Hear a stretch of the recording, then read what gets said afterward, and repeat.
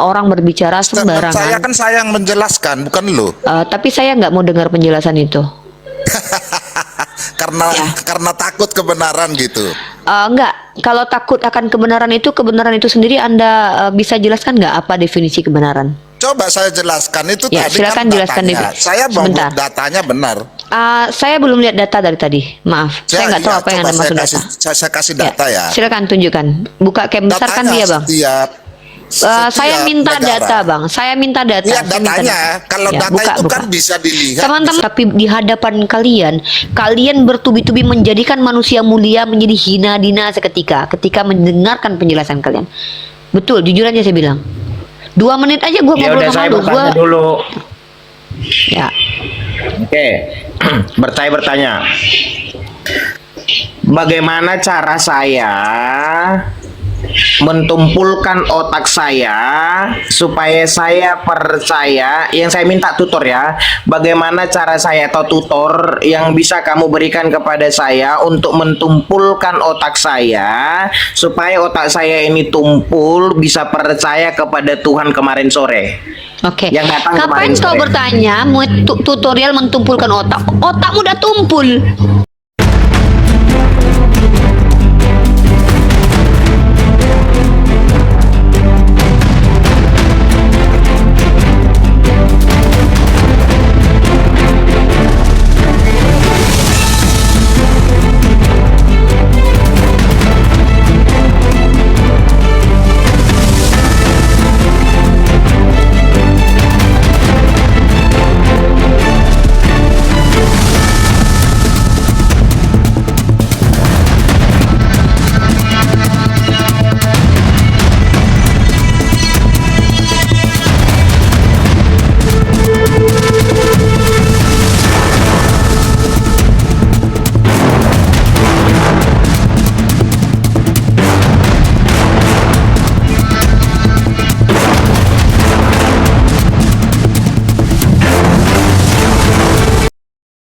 Assalamualaikum warahmatullahi wabarakatuh. Bertemu lagi dengan channel Kristologi Muslim, channel yang akan memperlihatkan diskusi dan debat lintas agama.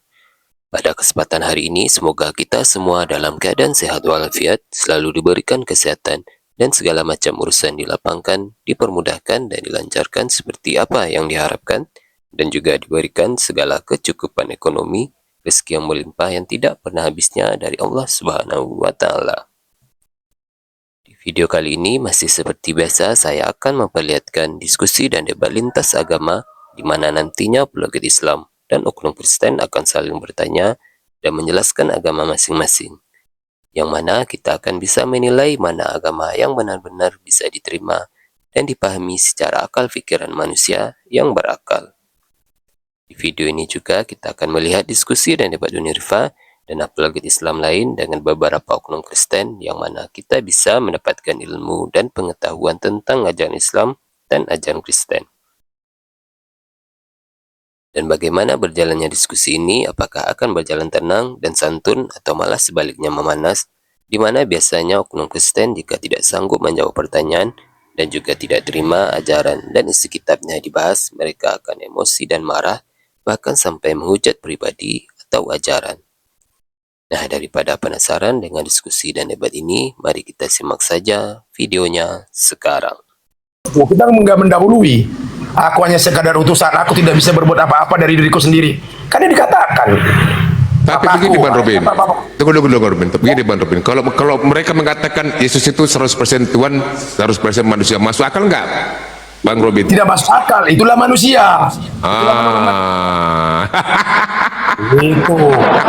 Kalau manusia itu masuk akal. Tapi kalau menurut yang manusia tidak masuk akal. Bang Farid, volumenya diundur dulu Bang. Sampai di mana ini? Oh iya. Volumenya mau pecah. Kuat sekali gitu. Oke. Ya begitu, ya mantap itu. Ya. Oke. Sorry. Ya, sudah sampai di mana ini? Tadi nggak nyimak ini. Pak Robin. Ya, sampai Bang Robin ini. Ya, siap. Tuh Bang Jadi- Mayor, kata Bang Robin itu oten-oten yang nggak waras itu katanya sudah disesatkan gitu loh oleh pastor-pastor yang lagi mabok Oh, gitu katanya. terus narasinya apa? Itu tadi barusan di Sekarang oten-oten justru melawan perintah Yesus. Ya kan Yesus saja nggak pernah menyuruh. Ya pertuhankanlah aku, nggak pernah. Kenapa dipertuhankan? Malah Yesus itu punya Tuhan, punya Bapa. Betul. Itu yang perlu dipertuhankan. Siapa itulah Bapa Cipta itu. Oh Itu. gitu. Jangan, makanya dalam kekristenan ini sekarang banyak seperti yang dikatakan tadi Paulus tadi. Jadi lebih banyak menuruti perintah daripada Paulus, menurut perintah manusia. Makanya kalau manusia kita ikutin, maka dia kita akan mempertuhankan manusia. Pasti itu. Kita akan lari dari mempertuhankan yang Maha Kuasa itu akan lari. Betul, betul, Itu betul. makanya buat saudara-saudara aku Kristen ya, aplikasikanlah kebenaran apa yang dikatakan Yesus. Kalau dikatakan ya dia utusan, kita percaya dia sekedar utusan. Jangan kita anggap dia utusan jadi Tuhan, jadi bahaya itu nanti. Jadi kita mendahului Maha Pencipta. Contohnya begini, saya sudah jabarkan buat Kristen-Kristen. Sebelum ada Yesus, sebelum ada langit dan bumi ini, sebelum ada makhluk, apakah Tuhan sudah ada? Sudah. Nah ini yang perlu kita percaya, ini yang perlu kita sembah. Nah, Ini yang perlu kita betul Kristen garis ini luar biasa nih. Memang luar biasa Bang Robin ini. Iya, Kristen garis. Yang Maha Kuasa yang luar biasa, Pak. Kita hanya alatnya kita semua. Nah, bagi oten-oten yang di bawah, mungkin ya kayak Bang Robin ini harus diikuti. Nah, kalau aku naik nggak ada mereka yang mau naik, Pak. Tidak, ini Pak Bang Mayor ini Kristen dia, beliau Kristen. Oh ya, silakan. Oh, silakan. Iya. Bang Mayor ditanggapi Bang Mayor. Iya, agak sibuk sedikit ini soalnya ada beberapa pekerjaan, tapi ketika ini juga sambil informasi dari Abang Dalbos. Jadi baca kiri, baca kanan, dengar kiri, dengar kanan ini. Iya, saya juga tertarik memang dengan pembahasan itu Yesus sebagai utusan. Saya setuju itu. Yesus sebagai utusan. Ya. Jadi kalau pekerjaan saya juga kan seperti ini, saya banyak mengutus ke desa-desa, kecamatan, ke BPD. Saya banyak utusan-utusan. Tetapi ketika saya mengutus mereka untuk kerja ke desa-desa untuk saya kasih keluar untuk surat tugas pemerintah, kepala dinas, PMD. Mereka hanya sebagai utusan, tapi saya yang berkuasa kan. Oh, Iya. Jadi dalam hal ini memang Yesus itu sebagai utusan mengeksekusi itu amanah dari Bapa di sorga. Saya setuju. Saya setuju. berarti Yesus bukan Tuhan dong kalau begitu ya menurut pemahaman. Kalau menurut saya sih tergantung ya, tergantung narasi juga. Gantung sih. Loh, kok bisa kalau udah tergantung gitu, Bang? Ya janganlah gitu. Karena gini, Jawab yang kalau pasti menurut dong, saya jawab begini. yang jelas dan betul. pasti supaya tidak Iya. terombang-ambing, kita ini punya keyakinan gitu loh. Iya, kan ada- harus dipastikan Yesus itu utusan atau Tuhan gitu saja. Ya kalau Tuhan berarti ada yang diutus. Kalau Yesus itu sebagai utusan berarti kan ada yang mengutus kan begitu. Siapa yang mengutus? Kan begitu. Masa ada Tuhan mengutus Tuhan kan nggak mungkin kan? Kecuali dia dari gubernur, kemudian dia mencalonkan diri jadi presiden, bisa jadi kan? Nah, bisa jadi. Jadi secara tidak langsung Coba ada Tuhan pencerahannya, pilihan ya. pencerahannya Pak Robin, pencerahannya dulu Pak. Coba, Pak Sama Robin. kawan kita ini Kristen ini. Iya. Dia Tanggapannya Pak posisinya Robin. dari MPR RI, dia bisa masuk jadi presiden atau wapres, bisa enggak kira-kira?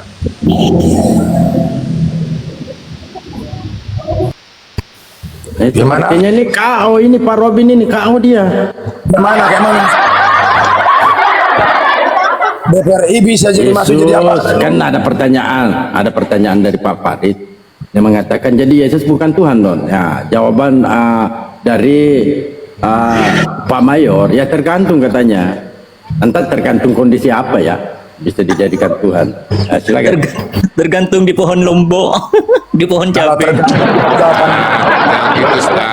Ya tergantung atau tergantung itu jawaban manusia atau jawaban dunia. Mungkin ya izin masuk Bang Dalbo.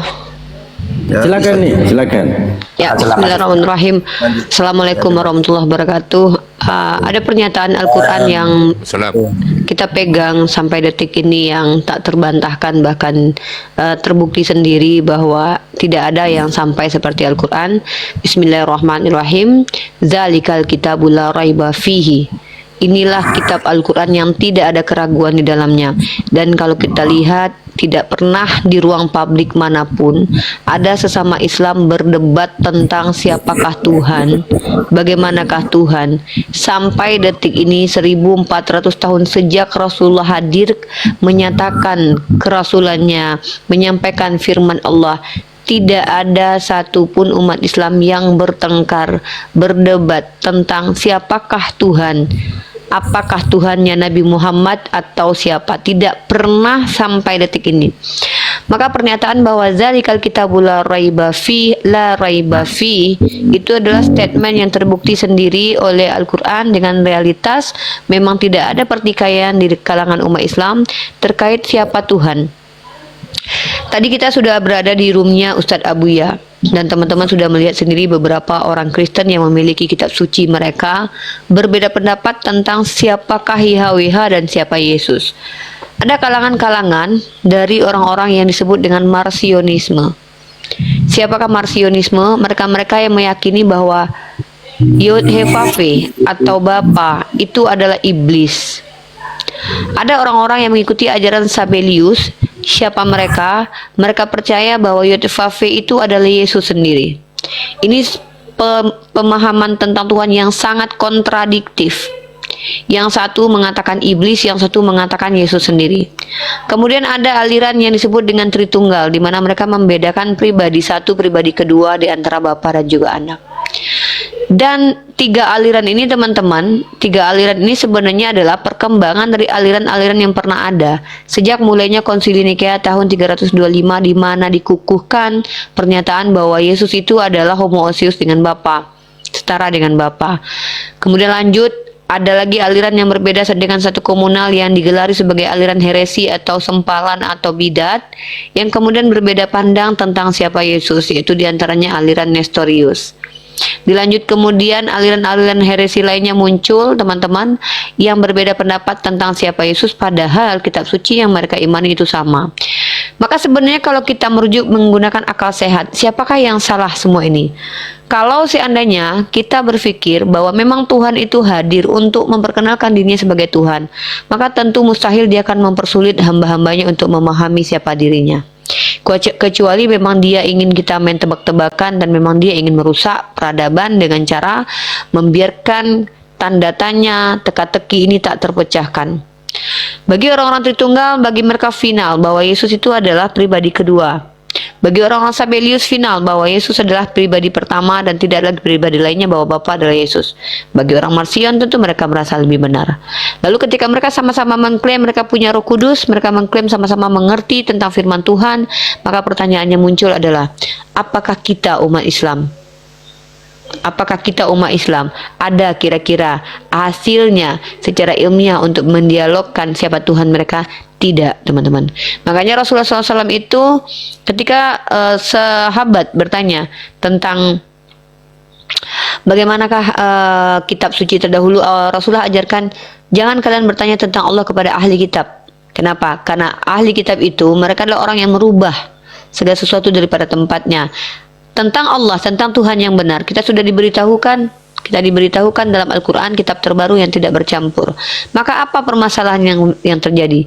Permasalahan terjadi, kesesatan terjadi karena adanya campur tangan manusia dalam menulis kitab suci lalu mengatakan ini dari Tuhan. Dan ini didokumentasikan dalam Al-Quran, surah Al-Baqarah, Bismillahirrahmanirrahim, fawailul lilladzina yaktubuna al-kitaba biaidihim summa yaquluna hadza min indillah. Kata Allah, celakalah mereka yang telah membuat kitab dengan tangannya lalu berkata ini dari Tuhan. Wajarlah kiranya mereka berbeda pendapat tentang siapa Tuhan. Satu ayat mereka berbeda pendapat karena mereka mengklaim punya Roh Kudus masing-masing. Mereka tidak punya standarisasi tafsiran, mereka tidak punya metode ilmiah mentafsir, mereka tidak menyandarkan obrolan apapun tentang tentang Tuhan yang didasarkan kepada keilmuan, melainkan hanya pada keimanan dan keyakinan. Inilah teman-teman yang bisa kita ambil pembelajaran hikmah, mutiara hikmah pada siang kali ini, sewaktu Ternate. Maha benar Allah dengan segala firman-Nya, Islam sangat jelas, sangat tidak ada pertentangan tentang hal-hal krusial. Wallahu a'lam bishawab. Maka oleh karena itu kita umat Islam menikmati saja, tidak perlu kita mengolok-olok, tidak perlu kita saya tidak perlu melihat kita mengolok-olok mereka. Kenapa? Karena Allah memang sudah katakan khatamallahu ala qulubihim. Allah yang sudah katakan khatamallahu ala qulubihim wa ala sam'ihim wa ala absarihim khishawatu wa lahum azabun azim. Allah sudah katakan, mereka punya mata tapi tidak melihat, mereka punya telinga tapi tidak mendengar. Bayangkan antara Kristen satu dengan Kristen lainnya berbeda pendapat tentang Tuhannya, sementara ini sudah 2000 tahun Tuhannya sudah pergi ke surga. Seperti itu yang bisa saya sampaikan teman-teman, dan saya hanya ingin orang Kristen bertanya tentang Islam. Kenapa? Karena saya jujur sudah cukup puas dengan penjelasan banyak sekali orang Kristen tentang agamanya. Ya, jadi saya hanya ingin ditanya Bang Dalbo, silakan. Siap nih. Saya sapa dulu ya. Pak Wisnu, selamat pagi. Wisnu. Pak Wisnu, selamat pagi. Sisi, selamat pagi. Pagi Bang Wisnu. Bang Wisnu, selamat pagi. Selamatkan. Wah, udah turun. Jadi Sisi setuju Rimba. apa dikatakan Uni Rupiah ya, silakan Selamat pagi. tanya. Sisi Rimba. Assalamualaikum warahmatullahi wabarakatuh. Waalaikumsalam. Warahmatullahi wabarakatuh.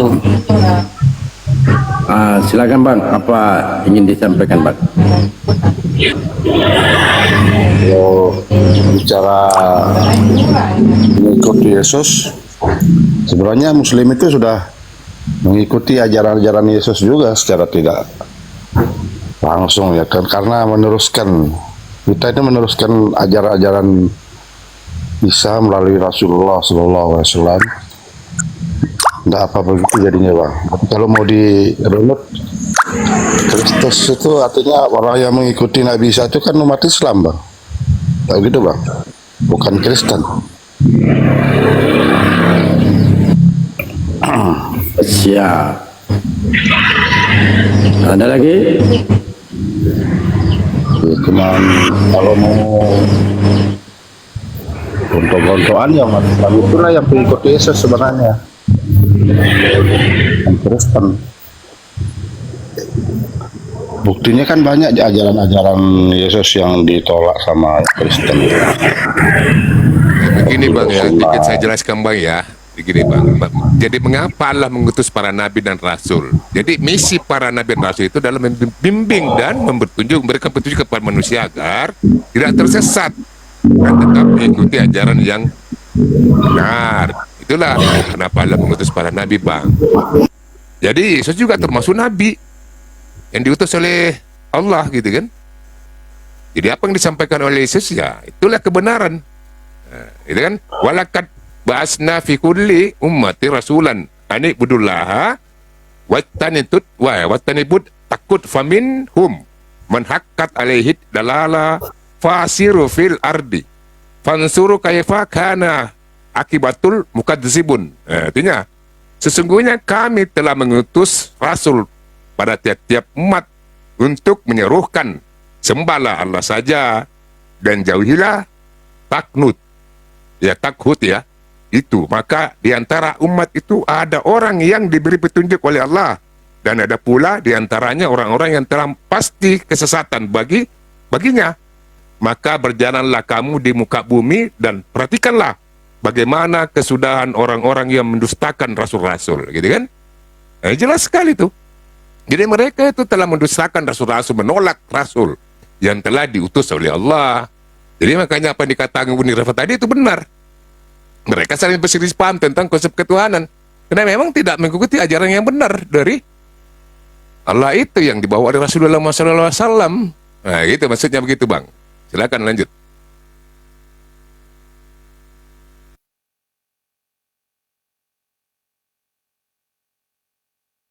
Mana Bang Robin? Ya, siap monitor. Jadi semua yang dikatakan saudara itu benar, ya. Jadi orang, makanya banyak Kristen yang sekarang itu bukan ajaran yang benar. Kalau ada saling perdebatan sesama Kristen itu bukan ajaran yang benar. Yang Maha Kuasa mengajarkan supaya pas satu, ya, supaya satu, kesatuan. Dalam undang-undang juga mengajarkan apa? Satu dalam kesatuan. Inilah, dimacam-macamkan. Nah itu kenapa? Itulah pengetahuan dunia ini. Ingin merasa paling benar. Denom ini merasa paling benar. Denom ini merasa paling benar. Intinya yang benar itu hanya yang Maha Kuasa. Ya, setiap pengajaran dunia ini nggak ada yang benar. Kenapa? Saling membuat teknik masing-masing. Seperti tadi, saya naik dengan Uniripa tadi. Ada yang mengatakan Yahweh itu setan. Nah, itu. Ya, sementara di dalam satu lagi ada yang mengatakan Yesus itu Tuhan, Tritunggal. Macam-macam. Kenapa? Lah itulah pengetahuan dunia ini. Pengetahuan manusia ini yang dicari dengan apa? Pengetahuan kehebatannya. Sebagai orang ahli-ahli kitab, makanya kita jangan perlu bertanya sama ahli-ahli kitab. Saya nggak perlu bertanya, saya bertanya kepada yang memberikan saya hidup.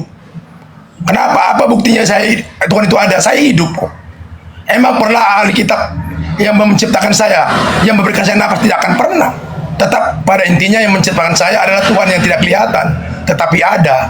Apa buktinya? Saya hidup sampai sekarang dengan saudara. Itulah kepercayaan saya.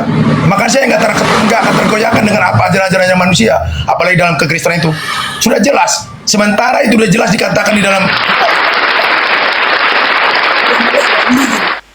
Sebenarnya mereka tidak percaya kepada kitabnya sendiri. Itu kalau bagi saya. Makanya saya katakan itu jangan mendahului Tuhan. Banyak sekarang ahli-ahli kitab mendahului Tuhan. Ya. Banyak seperti kepada saya orang-orang Kristen mengatakan saya bidak, mengatakan saya sesat, nggak apa-apa. Itu hanya perkataan manusia.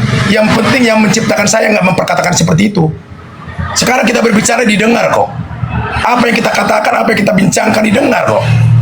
Gitu aja saya lakukan. Justru ketika dia katakanlah saya diolok-olok, justru saya bersyukur.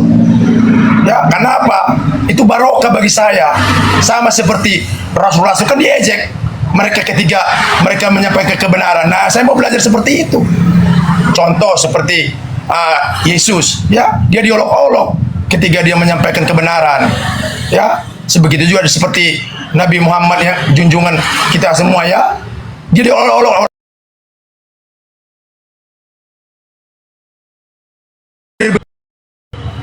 Begitu saudaraku. Jadi itu yang mau saya pakai iman saya di dalam berketuhanan ini. Bukan karena ajaran apa namanya ahli-ahli Taurat, ahli-ahli ini enggak.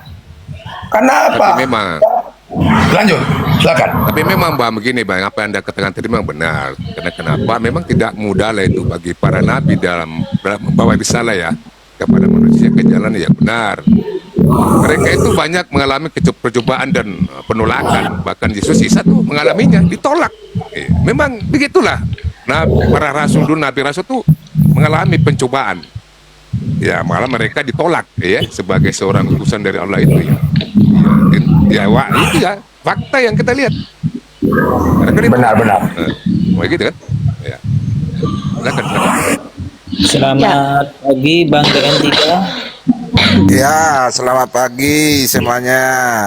Ya, Muslim atau non Muslim? Non Muslim pemakan bipang. Oh ya, silahkan mau ditanggapi ya. Ya, jadi kalau saya sih karena pemakan bipang, saya meyakini setiap orang yang makan bipang ya pasti cerdas.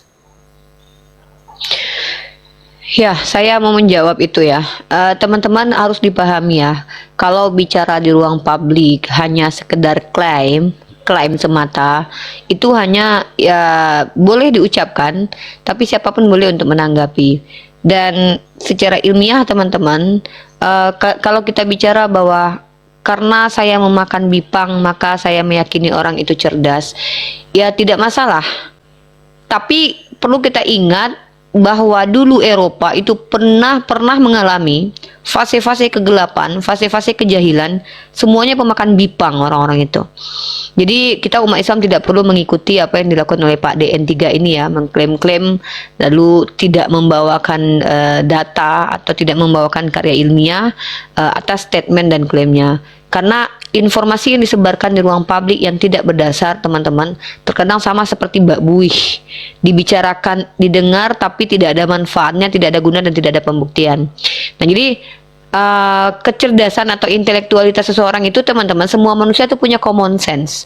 Semua manusia punya common sense kecuali memang mereka itu Down syndrome atau memang memiliki fatal masalah dalam otak atau elemen-elemen yang mensupport akal itu berfungsi, teman-teman. Nah, jadi setiap manusia punya common sense. Kemampuan berpikir itu setiap orang pun berbeda-beda. Kecerdasan ini adalah sebuah kemampuan di mana manusia mampu menyelesaikan masalah dengan pikiran. Itu yang disebut dengan cerdas. Ya, pemikiran seseorang, ya, pemikiran seseorang. Orang-orang yang mengklaim bahwa pemakan bipang itu adalah orang yang cerdas-cerdas, saya tidak tahu indikator apa, alasan apa orang-orang seperti ini, karena memang mungkin saya kasih sebentar, indikatornya. saya belum selesai. Ya, apa alasan dikatakan bahwa pemakan bipang itu adalah orang-orang yang cerdas? Sementara teman-teman, sementara kalau kita lihat orang-orang Yahudi itu tidak pemakan bipang, teman-teman. Mereka tidak memakan B2, mereka tidak memakan makanan haram, bahkan mereka memiliki makanan kosher. Nah, tapi secara sejarah kita bisa melihat bagaimana kemudian sejarah peradaban membuktikan kegagalan dalam peradaban itu muncul dari orang-orang pemakan bipang itu sendiri. Ya, pemakan B2 itu sendiri. Jadi kalau ada statement dan klaim, teman-teman, kita dengarkan saja. Saya lagi gini ya Pak, mohon maaf Pak, saya kalau seandainya ada orang yang menjelaskan dari beberapa waktu lalu, saya sudah memberikan parameter. Pertama, kredibilitasnya, yang kedua adalah sumber atau data. Dan saya tidak menerima orang berbicara sembarangan. Saya kan yang menjelaskan, bukan lo. Tapi saya nggak mau dengar penjelasan itu. Karena takut kebenaran gitu. Enggak, kalau takut akan kebenaran itu sendiri Anda bisa jelaskan nggak apa definisi kebenaran? Coba saya jelaskan itu ya, tadi silakan kan jelaskan datanya. Saya mau datanya benar. Saya belum lihat data dari tadi, maaf. Saya nggak tahu apa yang Anda maksud data. Saya kasih data ya. Silakan tunjukkan. Buka cam besar kan dia Bang. Saya minta negara. Data Bang, saya minta data. Ya, datanya, kalau ya, data itu kan bisa dilihat. Teman-teman, tolong ya, kita ini kan manusia ya. Kalau kita mau masuk ke lingkungan hewan ternak, saya nggak mau ikut-ikutan Bang Dalbo ya, mohon maaf. Saya punya parameter terhadap diri saya sendiri, saya menghargai diri saya. Kalau saya hanya ingin mendengarkan kentut Bang Dalbo, mendingan saya ngomong sama ODGJ. Bukti kita bicara itu ada ininya, kita punya data ya. Kita punya data, ada karya ilmiah yang harus kita usung bahwa ternyata setelah diselidiki pemakan B2 itu semuanya cerdas-cerdas. Indikatornya apa? Ketika dimakan lemak B2 itu membuat kecerdasan seseorang meningkat dikarenakan ada enzim bla bla bla. Itu namanya adalah karya ilmiah. Kalau tidak ada data seperti itu, saya dengerin orang ngomong sama seperti mengeluarkan angin dari dubur dengan mulut yang gak ada bedanya, itu buat apa? Kita hanya merusak peradaban aja. Nah, jadi yang kita bahas hari ini adalah kenapa di Kristen itu banyak sekali perbedaan denominasi tentang Yesus, dan ini adalah hal yang sangat krusial. Kembali lagi seperti yang saya sampaikan, sumbernya sudah berantakan. Sumbernya sendiri sudah berantakan. Apakah Mikana tidak punya dalil? Mikana itu punya dalil. Mikana itu punya dalil mengatakan bahwa Yod-Heh-Vav itu adalah Yesus sendiri, dia punya dalil. Tritunggal punya dalil. Secara eksplisit mereka tidak punya dalil, tapi dalilnya bisa didalil-dalilkan, bisa dicarikan teman-teman. Ya, bahwa YHWH adalah iblis, adapun dalilnya bisa dicarikan. Jadi, kembali lagi saya katakan bahwa diskusi dengan orang-orang Kristen ini, kita tuh tidak diberikan beban tanggung jawab besar untuk membuat mereka cerdas, tidak.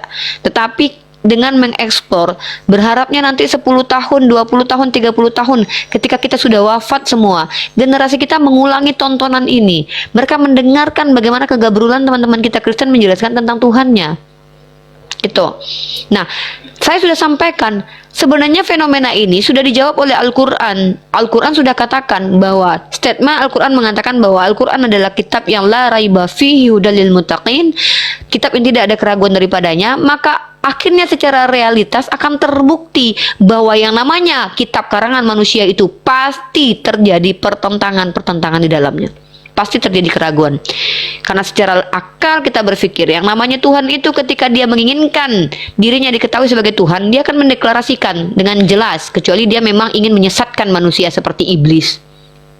Ya, kalau Tuhan itu memiliki sifat seperti iblis, ingin menyesatkan manusia, maka Tuhan ini akan membuat sulit orang lain memahami dirinya. Ya, akan sulit memahami dirinya. Dia akan main tebak-tebakan. Ya udah, kalian aja tebak gue Tuhan atau bukan. Tara, Tuhan nggak menurut lo? Menurut lo gue bisa gini nih, Tuhan nggak? Ya ini yang disebut dengan apa? Kegagalan cara berpikirnya orang Kristen.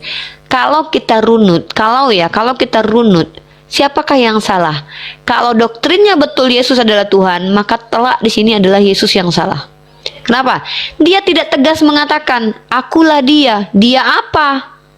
Dia apa? Dia bapak moyangnya? Dia bapak, dia anak, dia apa? Makanya gara-gara Yesus berkata akulah dia, sampai detik ini orang Kristen masih berbeda pendapat tentang siapa dia ini. A, bapak itu sendiri. B, ternyata adalah iblis. Ternyata bapak bukan. Ini dia, gara-gara dia berkata, akulah dia. Maka Nabi Muhammad SAW itu memiliki sifat yang disebut dengan tablik. Menyampaikan dan menyampaikan segala sesuatu dengan mudah untuk dipahami. Maka Rasulullah kalau berdakwah itu lihat siapa yang bicara. Rasulullah mempelajari siapa karakter. Itulah kenapa Rasulullah dikatakan orang yang cerdas fatonah, karena dia bisa menjawab pertanyaan sesuai dengan kapasitas penanya. Tidak membuat keambiguan, tidak membuat, bahkan tidak ada dari antar sahabat. Bayangkan, sahabat Rasulullah itu kalangan ummi, bukan orang yang belajar. Apakah ada ketika sahabat dijelaskan tentang Al-Quran, semuanya kebingungan? Ada nggak? Tidak ada, pernah sejarahnya begitu. Yang ada adalah perbedaan dalam kiroat, cara menyampaikan, saking mereka tidak mau merubah apa yang diajarkan oleh Rasulullah. Saking mereka konsistennya dengan apa yang diajarkan Rasulullah. Tapi ketika disampaikan Al-Quran kepada orang ummi, orang-orang yang tidak pernah belajar, ada tidak seperti murid Yesus, yang bahkan ketika Yesus berkata, hati-hati ya dengan ragi parisi, mereka bicara tentang roti. Entah Tuhannya yang kurang mampu mengajarkan, entah muridnya yang dongoknya minta ampun. Nggak tahu kita. Lihat Rasulullah. Apakah ketika Rasulullah menjawab pertanyaan, muncul lagi jawab pertanyaan-pertanyaan yang membuat ambigu di kalangan sahabat? Tidak, teman-teman. Tidak. Bahkan pertanyaan yang diajukan sahabat, sekali jawab, jarang ada perdebatan dengan Rasulullah. Kenapa? Ini kualitas mengajar Rasulullah itu, sekali bicara langsung paham orang. Mau orangnya orang sejahil apapun, bahkan suku Badui pun mengerti. Orang-orang suku Badui ketika bertanya kepada Rasulullah, sekali pertanyaan, sekali dijawab, mengerti. Coba lihat Yesus, 33 tahun lahir ke dunia, waktu hidup aja bertentangan tentang siapa dia.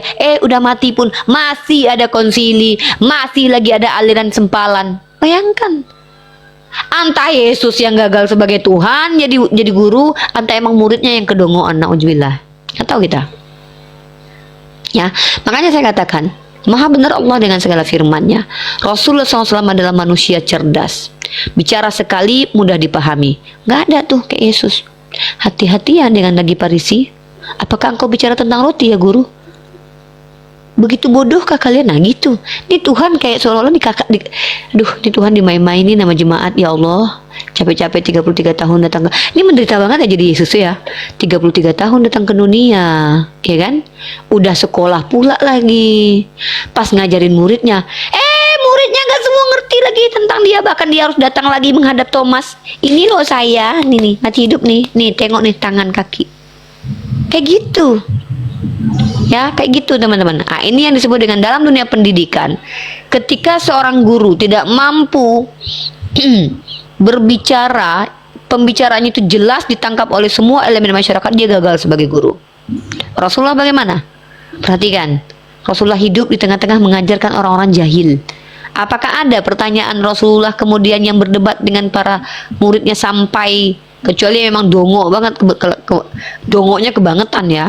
Iya mungkin, tapi ada nggak kisah seperti itu? Tidak ada. Sekali Rasulullah menjelaskan, maka sahabat-sahabat yang mendengarkan itu pun mereka sami'na wa ta'na, mereka mendengarkan dan mereka ikut karena mereka paham. Makanya tidak ada perdebatan tentang siapa Tuhan di lingkungan orang Islam.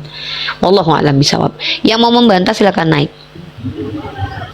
Masya Allah. Sorry nih, tadi di sini kehabisan data, maka saya ganti ya baru bisa lagi. Ya. Saya pikir rungkat tadi. Pentol, selamat siang. Pentol, pentolan, pentol. Kenapa sini? Pentol, Tol, selamat siang. turunkan aja. Mana siapa ya?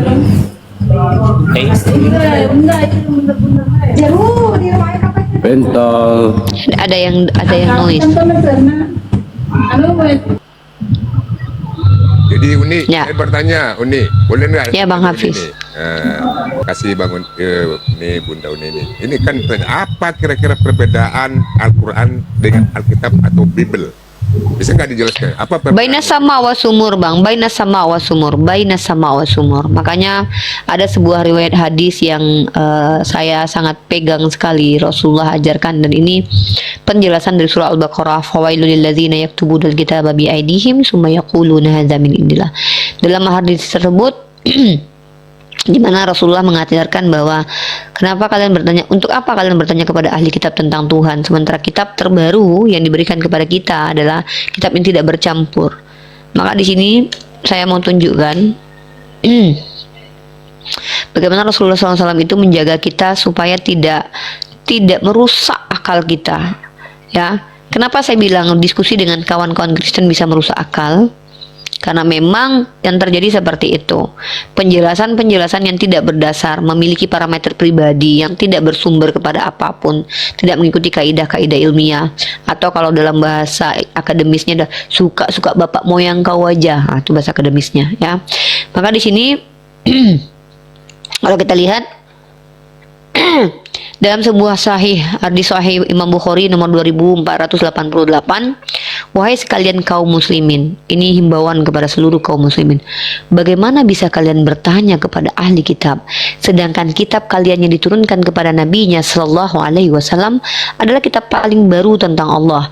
Kalian membacanya dengan tidak dicampur aduk, dan Allah telah memberitahu kalian bahwa orang-orang ahli kitab telah merubah apa yang telah Allah tetapkan, dan mereka merubahnya dengan tangan mereka, lalu mereka berkata ini dari sisi Allah, liyashtaru bihi samanan qalilan, dengan maksud menjualnya dengan harga yang sedikit. Perhatikan apa yang dikatakan Al-Quran terjadi di tahun 2025, awal-awal akhir 2024. Heboh seorang pendeta doktor bernama Yonatan Purnomo menyatakan bahwa kitab terjemahan LAI memiliki 6.000-an kerusakan kesalahan. Maka dimunculkan lagi kitab. Kemudian Mas Aldo memunculkan kembali kitab Peshitta. Maka mereka menjual kitab dengan harga murah. Harganya sangat murah sekali. Mereka sebarkan, ada yang Peshitta, ada yang LAI TB2, ada LAI made in BB Close. Allahu a'lam bishawab. Maka Allah sudah katakan itu. Begitu. Silakan. Saya sapa dulu nih ya. Cleon, selamat pagi. Pak Bang Cleon. Aduh. Bang Cleon. Halo, Cleon. Cleon. Cleon. Ke. Tapi-nya garang. Nah, nggak mau bicara dia.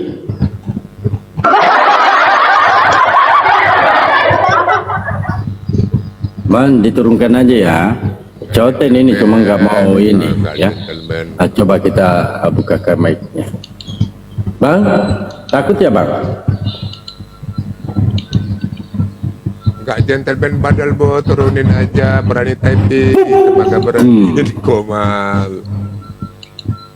Suaranya Bang Farid kecil.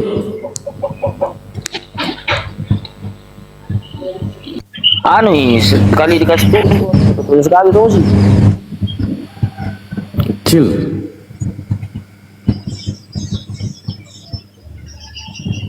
Minta lagi naik. Mungkin dia mau ini ya. Mau baptis. Oh ya, Bang Dalbo izin ya. Si kalian ini nggak akan bisa bicara ya.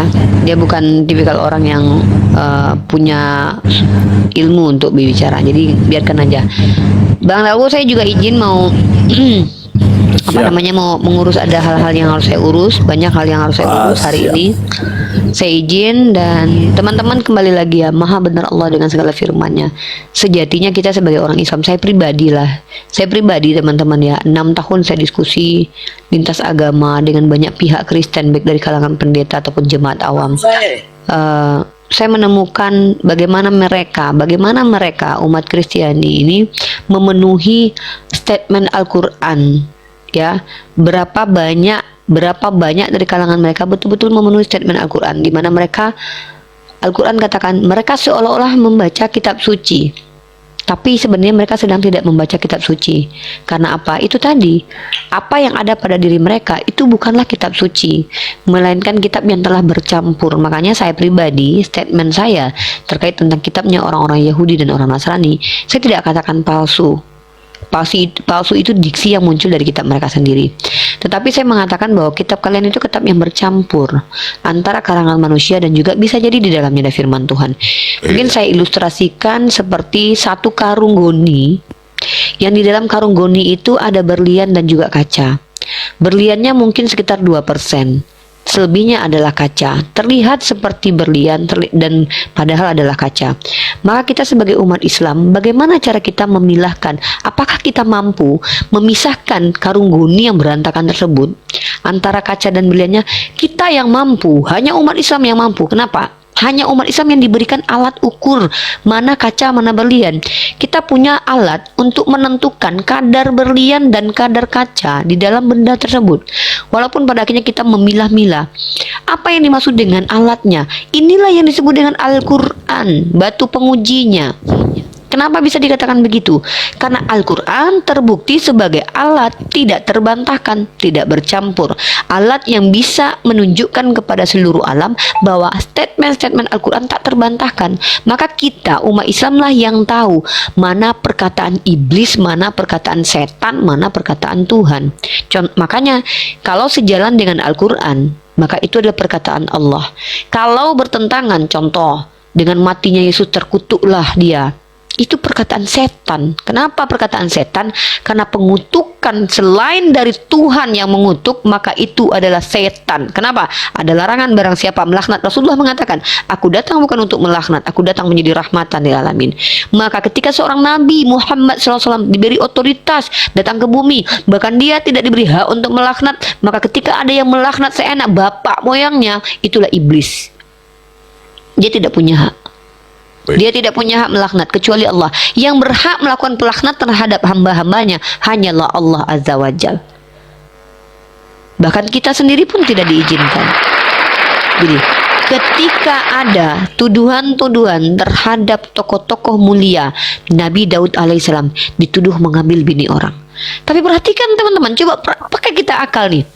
Kalau memang Daud alaihissalam mencuri istri orang dan berzina sampai hamil perempuan itu, pertanyaannya, kenapa Tuhan yang sama yang mengatakan dalam Imamat pasal 10 nomor 20, barang siapa yang berzina dia harus mati, kenapa Daud tidak mati?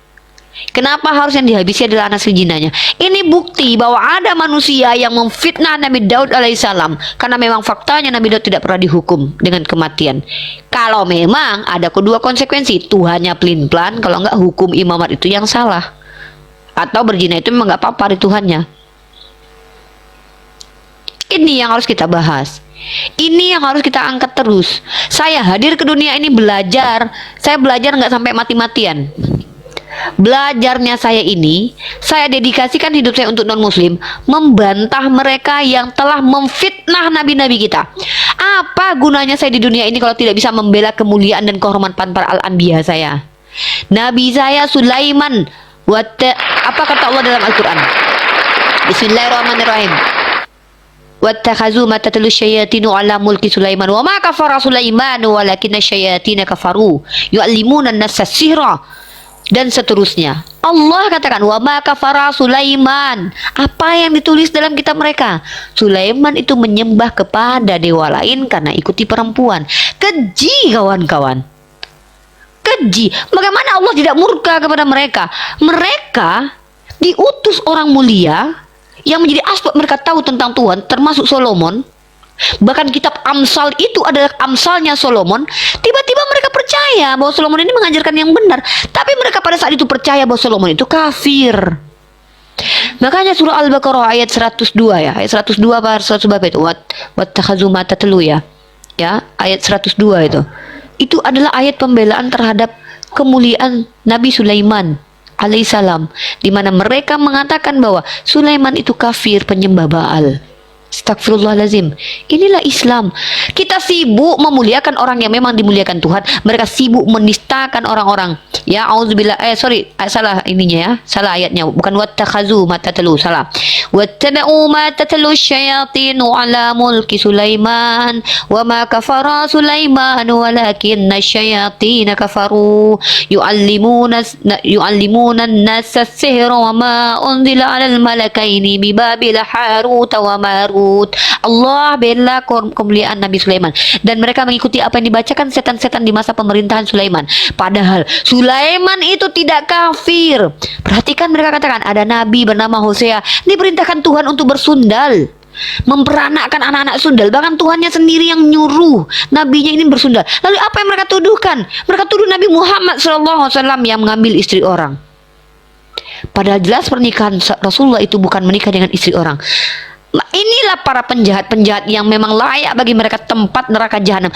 Lisannya berkata seolah-olah indah perkataannya, padahal mereka adalah penipu, pemfitnah, penghujat besar. Ini yang kita tonton setiap hari. Ini yang kita tonton setiap hari. Kita lihat setiap hari.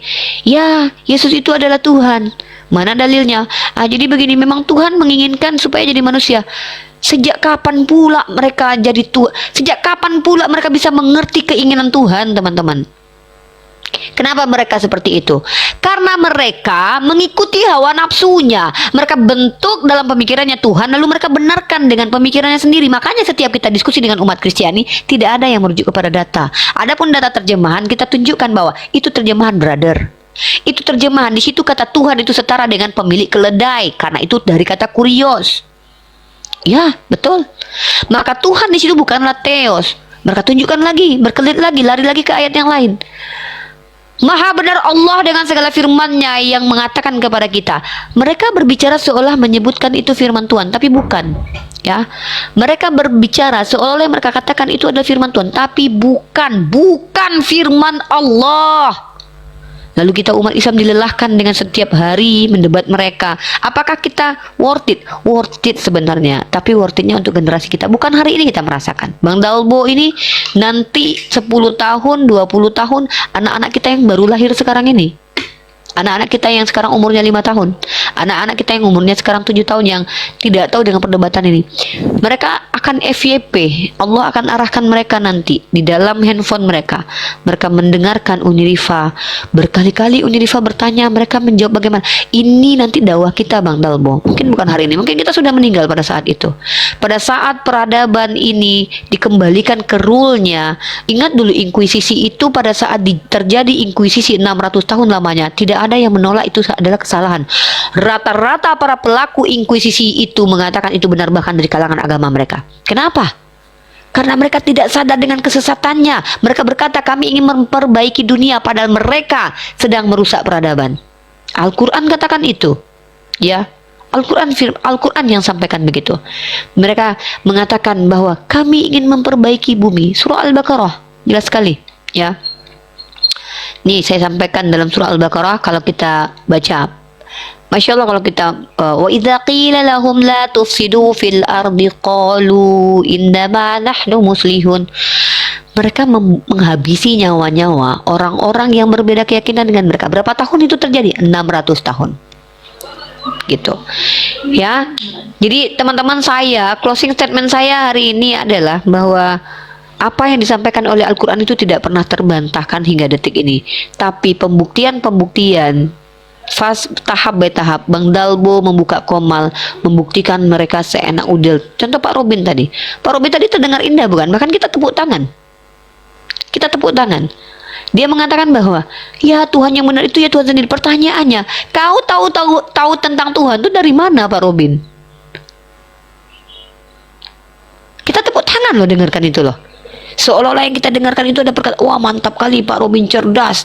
Hanya karena dia tidak menuhankan Yesus. Padahal yang dia omongkan itu dasarnya apa? Kita nggak tahu itu. Apa dasarnya Pak Robin? Yohanes 1 sekian-sekian, Yohanes sekian-sekian. Lah, bukankah dalam kitab yang kau sebut Yohanes itu dikatakan bahwa Yesus itu juga adalah Tuhan? Bukankah dalam kitabmu dikatakan juga yang kau bilang Yohanes itu semuanya itu mengatakan bahwa anak manusia itu juga adalah Tuhan dengan terjemahan? Maka kita tepuk tangan, bukan? Makanya Rasulullah katakan nih, tegas Rasulullah katakan nih, saya ulangi sekali lagi hadisnya. Wahai sekalian kaum muslimin, bagaimana bisa kalian bertanya kepada ahli kitab sedangkan kitab kalian yang diturunkan kepada nabinya sallallahu alaihi wasallam adalah kitab paling baru tentang Allah. Kalian membacanya dengan tidak dicampur dan Allah telah memberitahukan kalian bahwa orang-orang ahli kitab telah merubah apa yang telah Allah tetapkan. Maka kenapa Unirifa ngotot kalau diskusi itu kembalikan kepada apa sih alasan kitab kalian dikatakan suci? Nah begitu. Wallahu a'lam bishawab. Boleh kita diskusi menggunakan dogma, boleh, tidak masalah. Saya juga tersuka itu. Paling saya jadikan mainan aja mereka. Ya. Tapi saya lebih ingin kita merujuk kepada hal yang fundamental. Ya, lanjut Bang Dalbo. Saya ada urusan, ada pengurusan yang harus saya lakukan. Siap nih. Izin mungkin saya turun dulu, Bang Dalbo. Bentar dulu Ripa, gue pengen ngobrol sama lu. Bentar dulu Ripa. Ya, 2 menit aku ngobrol dengan orang Kristen.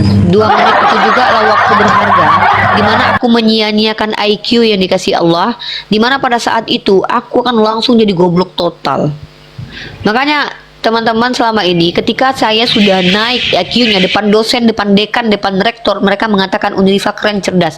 Tapi di hadapan kalian bertubi-tubi menjadikan manusia mulia menjadi hina dina seketika ketika mendengarkan penjelasan kalian. Betul, jujur aja saya bilang. 2 menit aja gue ngobrol sama lu. Dulu. Ya. Oke. Bertanya.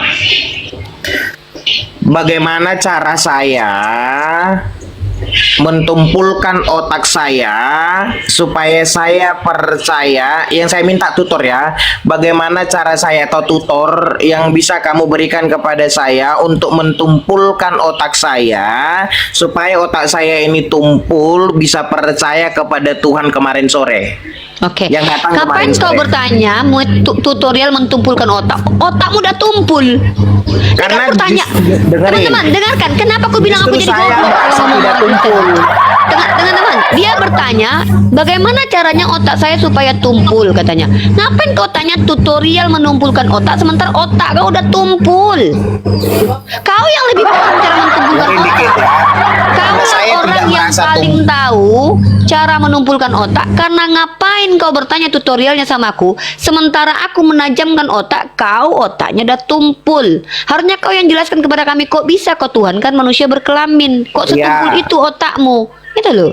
Ya, gantian, jangan di mute. Kelihatan kalau Kebalik pertanyaannya. Enggak, Coba Anda dulu Kayak gini, jelasin.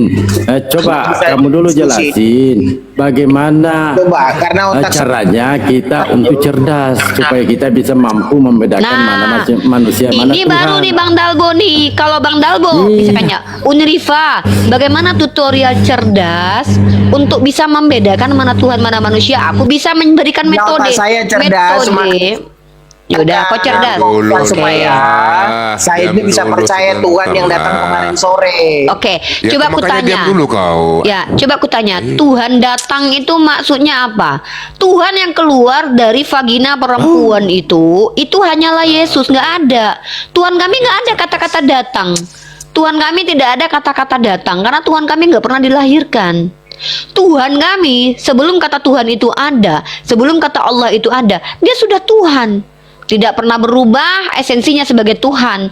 Kalau kau bilang, bagaimana caranya aku percaya Tuhan yang baru datang kemarin sore? Kau tanyalah Tuhan yang baru dilahirkan abad pertama itu. Yang bahkan kelahirannya pun antara 2, ini masih diragukan nih. Entah abad 6 sebelum Masehi, entah 4 abad setelah Masehi. Ya, jadi kalau kalian bertanya, tutorial menumpulkan otak, tanyalah kepada orang Kristen. Mereka tahu cara bagaimana membuat otak tumpul supaya antara Tuhan dan manusia tak lagi berbeda. Kalau mau tanya tutorial sama aku, tutorial supaya cerdas, supaya ku beritahu ya, bagaimana tutorial supaya manusia itu cerdas. Satu-satunya jalan supaya kita bisa mencapai tahap kecerdasan adalah dengan kejujuran. Jujur, nggak ada cara lain. Tidak ada cara lain untuk manusia bisa sampai ke tahap kecerdasan tingkat internasional kecuali dia punya satu sikap dalam dirinya yang harus dia jalani, yaitu apa?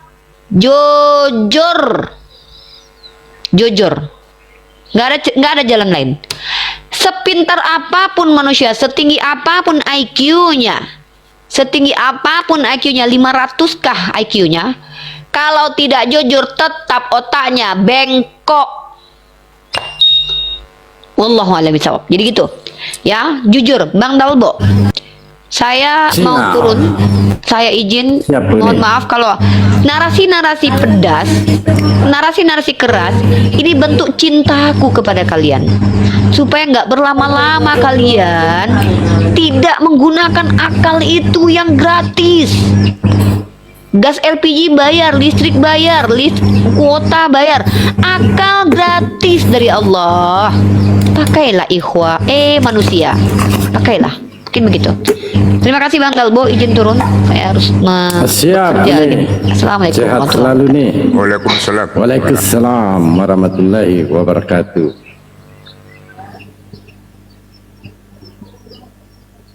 Ya, otak tumpul. Kalau ada ini kan Lucu ya. yang Padahal otaknya yang udah punya tumpul. kapasitas ilmu yang saya naikkan. Kalau ya ini kan sudah ini turun beliau ya, Coten Tenggiring yang mau tumpul-tumpulan naik. Coba ini berkali-kali dia minta naik ini orang. Ya benar katanya Bunda Rifa. Padahal lawang otaknya sudah tumpul kok masih nanya tutorial, kan lucu Bang. Coba kita naikkan satu-satu. Satu ekor, Halo, satu ekor. Oh, Ayo, diskusi, ayo. ekor apa itu Bang? Wah, ini Selamat siang Ik Anwar.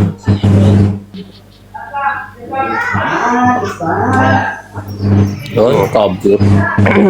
Salam. Yesus memberkati, amin, haleluya. Kudus. Gimana Bang? Dengar dulu. Gimana Bang? Yesus memberkati. Amin, haleluya. Roh Kudus Yesus memberkati. memberkati. Apa yang dia berkati? Yesus memberkati. Roh Kudus. Menaungi. Amin, haleluya.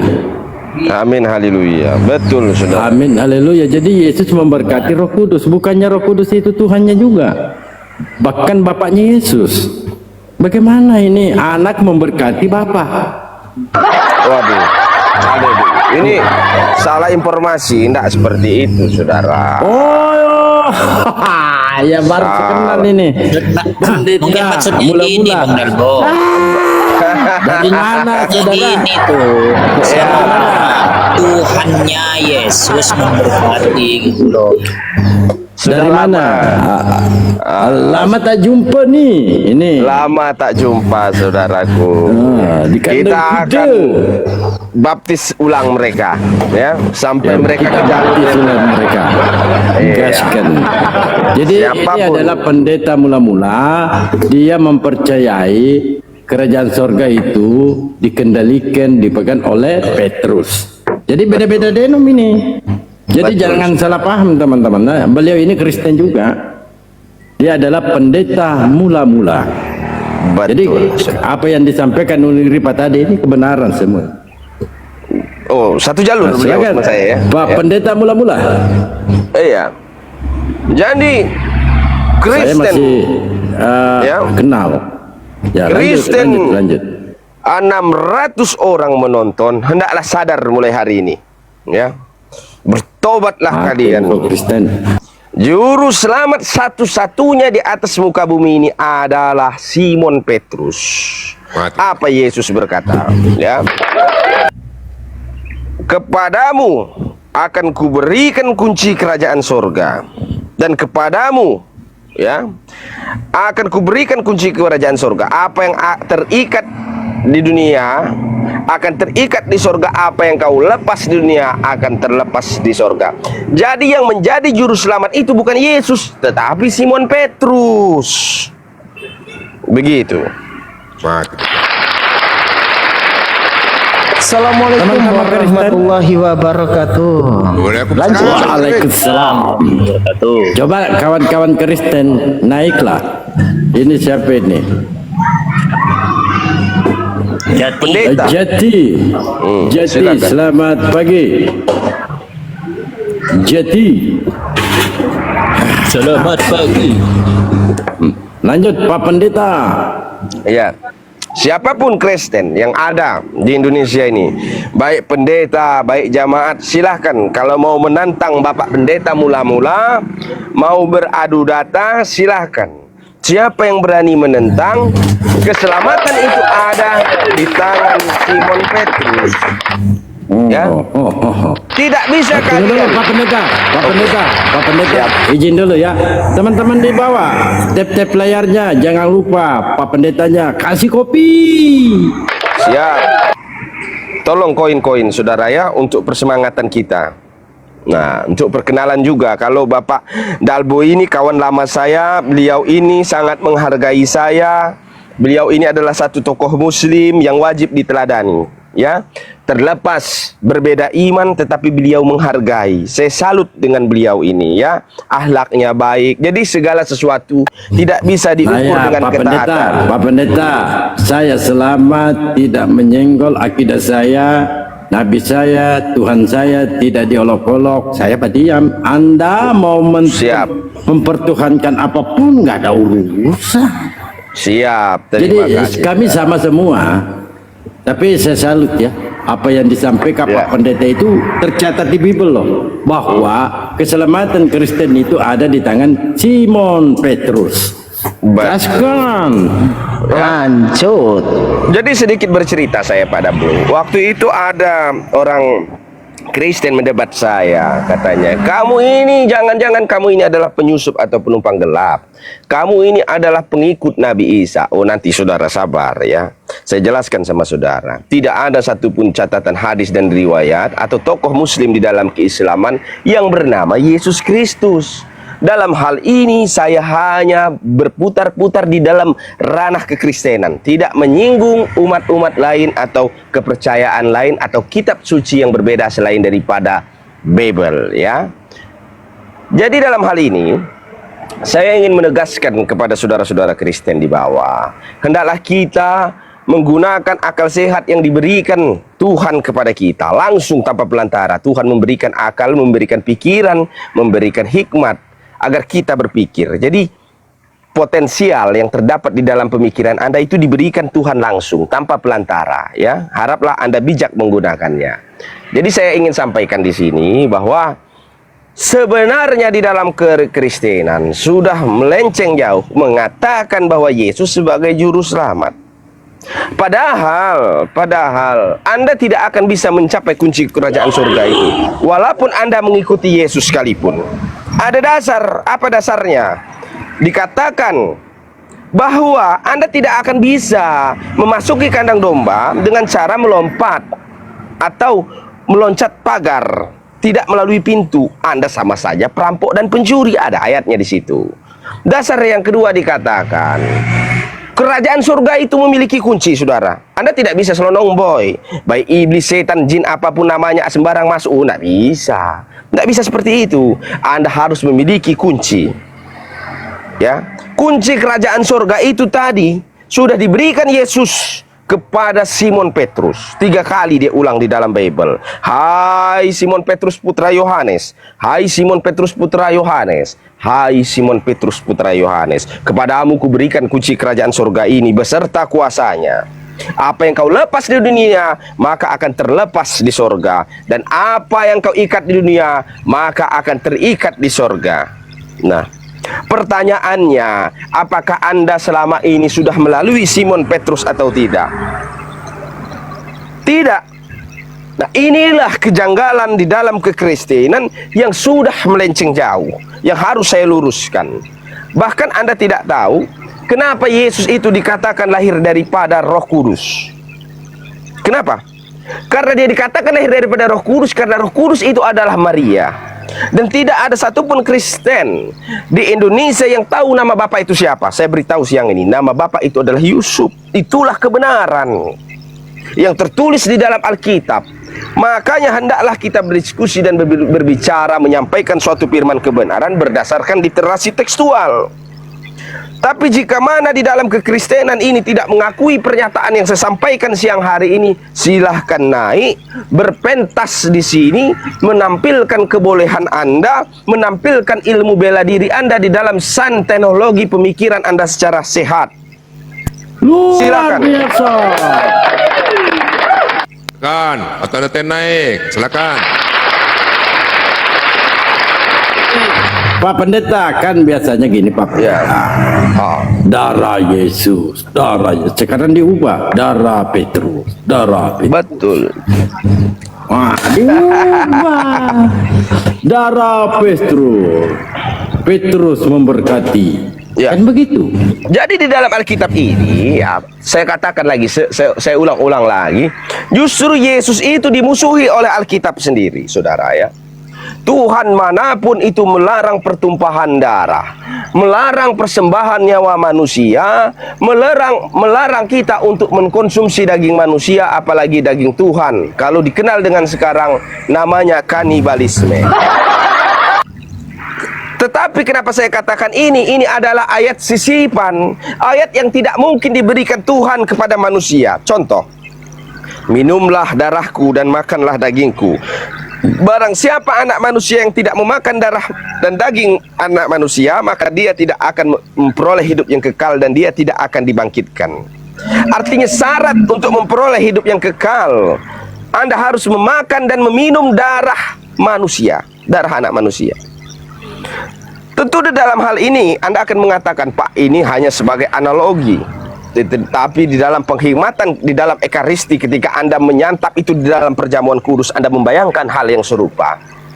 Maka saya katakan, apakah ayat tersebut benar turun daripada Tuhan? Kita buka di perjanjian-perjanjian sebelumnya antara manusia dengan Tuhan. Kita buka firman-firman Tuhan yang jauh turun sebelum datangnya Yesus. Tuhan melarang pembunuhan, Tuhan melarang meminum darah, memakan bangkai, Tuhan melarang menyakiti.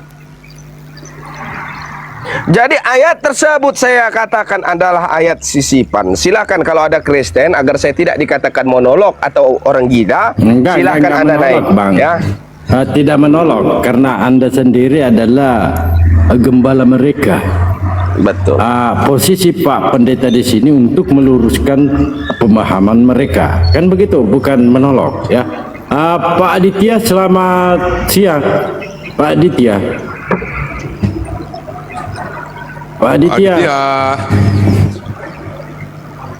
Silakan teman-teman Kristen yang mau diluruskan oleh Pak Pendeta mula-mula supaya kembali ke jalan yang bengkok-bengkok, maka diluruskan oleh Pak Pendeta mula-mula. Saya hadiahkan pulsa 50.000 kalau kalian bisa mendebat saya. Silakan. Guys. Pulsa 50.000 guys. Efek layarnya dong. Cair dong. Digoyang. Biar asik. Digoyang.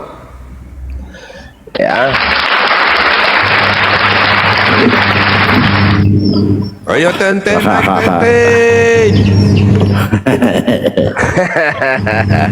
Kasih kopi-kopinya dulu Pak Pendeta. Kasih kopi dulu Pak Pendeta. Ada sesuatu yang tidak bisa dilawan oleh mereka, ialah kebenaran itu, Pak. Ya, makanya saya sebagai pendeta mula-mula berada di atas pentas ini bukan berarti sok jago atau sok paling hebat atau sok paling tahu, tidak. Tetapi kenapa mereka tidak naik? Karena di dalam hal ini mereka sebenarnya sudah mengetahui. Ya.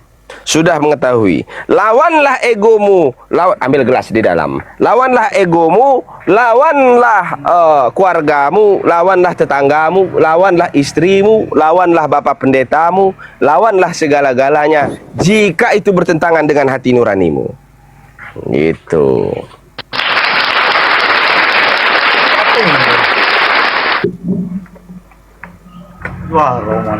Iya. Jadi itu Pak Dablo, saya kadang-kadang miris dengan saudara-saudara kita, ya miris sekali. Kita memang, maaf, silakan. Ya, Pak Sandi. Bang Sandi. Ya, Assalamualaikum warahmatullahi wabarakatuh. Waalaikumsalam. Waalaikumsalam warahmatullahi wabarakatuh. Kita naikkan semua satu-satu ya. Siapa tahu ada contet. Ini dia. Oh, lama tak. Lama tak jumpa. Lama tak jumpa. Di kandang kuda, Pak Lukas. Selamat sore. Pak Lukas, selamat sore. Halo, selamat pagi semuanya. Ya, Pagi-pagi ini Pagi, pendeta saudara. pes pendeta, pendeta mula-mula dan pendeta terkini. Mari kita sambut Pak Lukas. Silakan Gimana Pak. kabarnya Pak Lukas? Selalu luar biasa, Pak. Oh iya. Saya yang bertanya atau Anda yang bertanya, Pak? ya, Kira-kira. mulai. Bah, oh ya, kira-kira menurut Bapak yang bagusnya bagaimana? Saya yang bertanya atau Anda yang bertanya? Ya, mungkin dari Bapak dulu yang bertanya. Oke. Pertanyaan saya mau tahu, Pak, menurut Bapak, apalagi Bapak kan pendeta, ya. Kita sama-sama pendeta, Pak. Ya, jadi kita sama-sama memiliki suatu keilmuan dan kewibawaan. Tetapi siap-siap, Pak. di dalam hal ini juga saya mau tahu tentang penghikmatan Bapak terhadap tokoh-tokoh. Tunggu dulu, yang di bawah tap-tap layar ya. Tap-tap layar, jangan lupa. Kasih Koin. kopi-kopi Pak Pendeta mula-mula. Oke. Saya mau tahu, Pak, menurut saudara, tugas dan fungsi daripada Simon Petrus itu apa? Siapakah dia? Apa yang dia kerjakan? Mendapatkan tugas apa dari Yesus? Fungsinya apa? Sebagai apa? Dan apakah dia itu penting?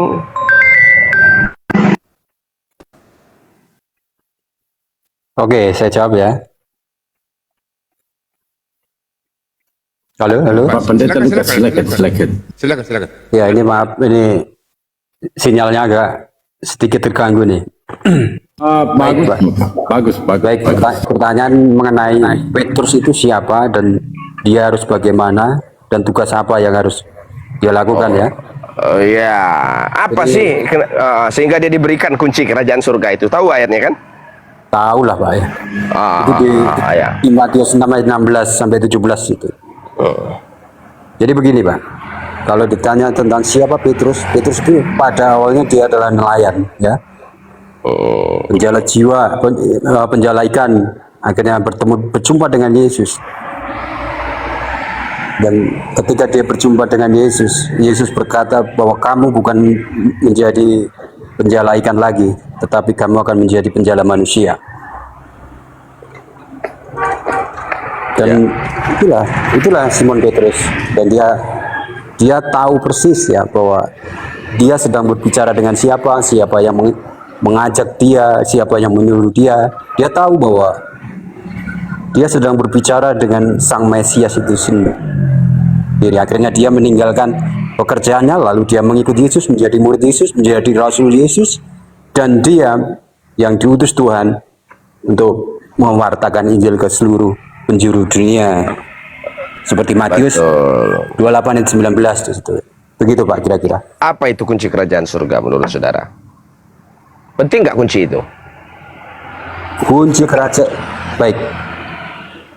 Kunci kerajaan surga itu artinya bahwa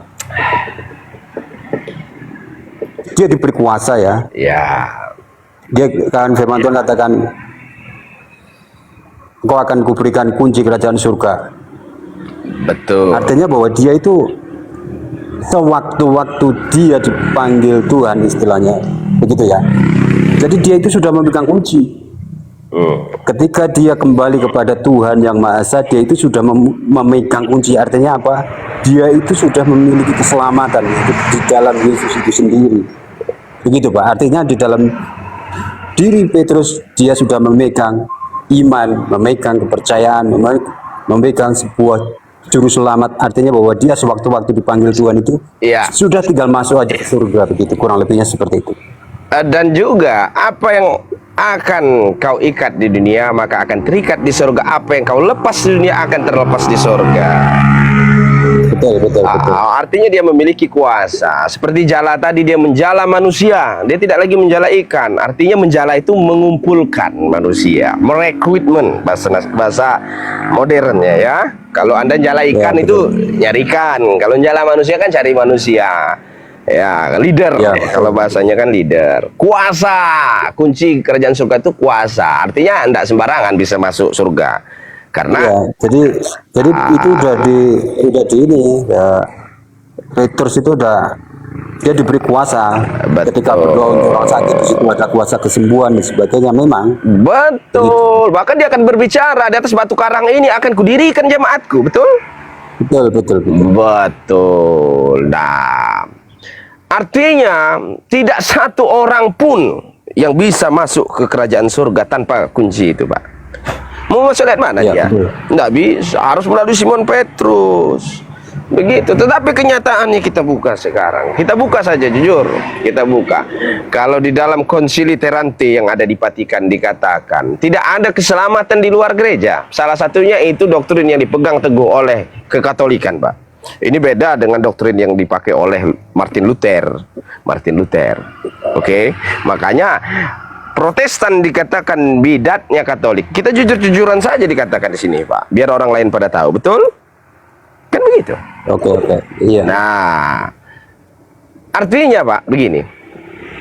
Di dalam hal ini kita harus berpegang teguh kepada Simon Petrus, Pak. Karena dia sudah sebelum Yesus pergi, dia sudah menitipkan amanat tersebut, pesan tersebut kepada Simon Petrus, bukan kepada Yohanes, bukan kepada Lukas, bukan kepada Markus, kunci kerajaan surga itu.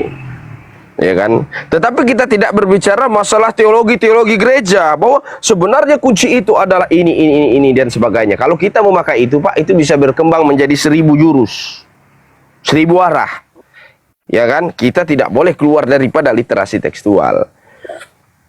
Jadi saya katakan, Pak, menurut Bapak, apa yang diajarkan oleh Simon Petrus itu sebenarnya yang tidak dilakukan oleh umat Kristen sekarang? Apa pengajaran Simon Petrus? Apa Anda tahu? Yang diajarkan oleh Simon Petrus itu ya tentang Mesias itu sendiri, Injil Yesus sendiri itu yang diajarkan oleh Petrus. Ya. Jadi setelah Yesus naik terangkat ke surga, ya itulah tugas Petrus. Dia harus pergi mewartakan Injil itu, memberitakan Injil itu. Ini Injil, kalau bicara Injil Petrus, Injil Yohanes dan Injil-Injil lain sebagainya, Injil daripada Paulus kita singkirkan dulu, karena Injil Paulus belum dicetak, waktu itu belum ada ya. Paulus belum ada. Kita berbicara waktu antara Yesus dan Petrus sekarang, betul Pak ya? Ya, kita belum melibatkan Paulus, belum. Paulus belum datang.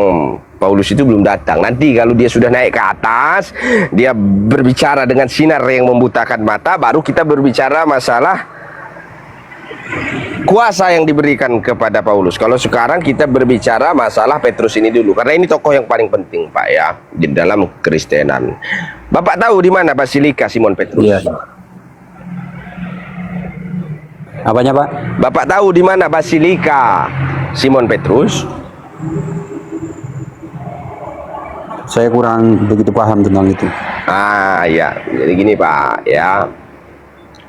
Terus saya mau tanya, oke, kalau Bapak tidak paham itu tidak apa-apa. Saya mau tanya, apa hubungan antara Simon Petrus dengan Vatikan, dengan gereja mula-mula? Harus ada kolerasinya. Nanti siapakah yang mendirikan gereja itu?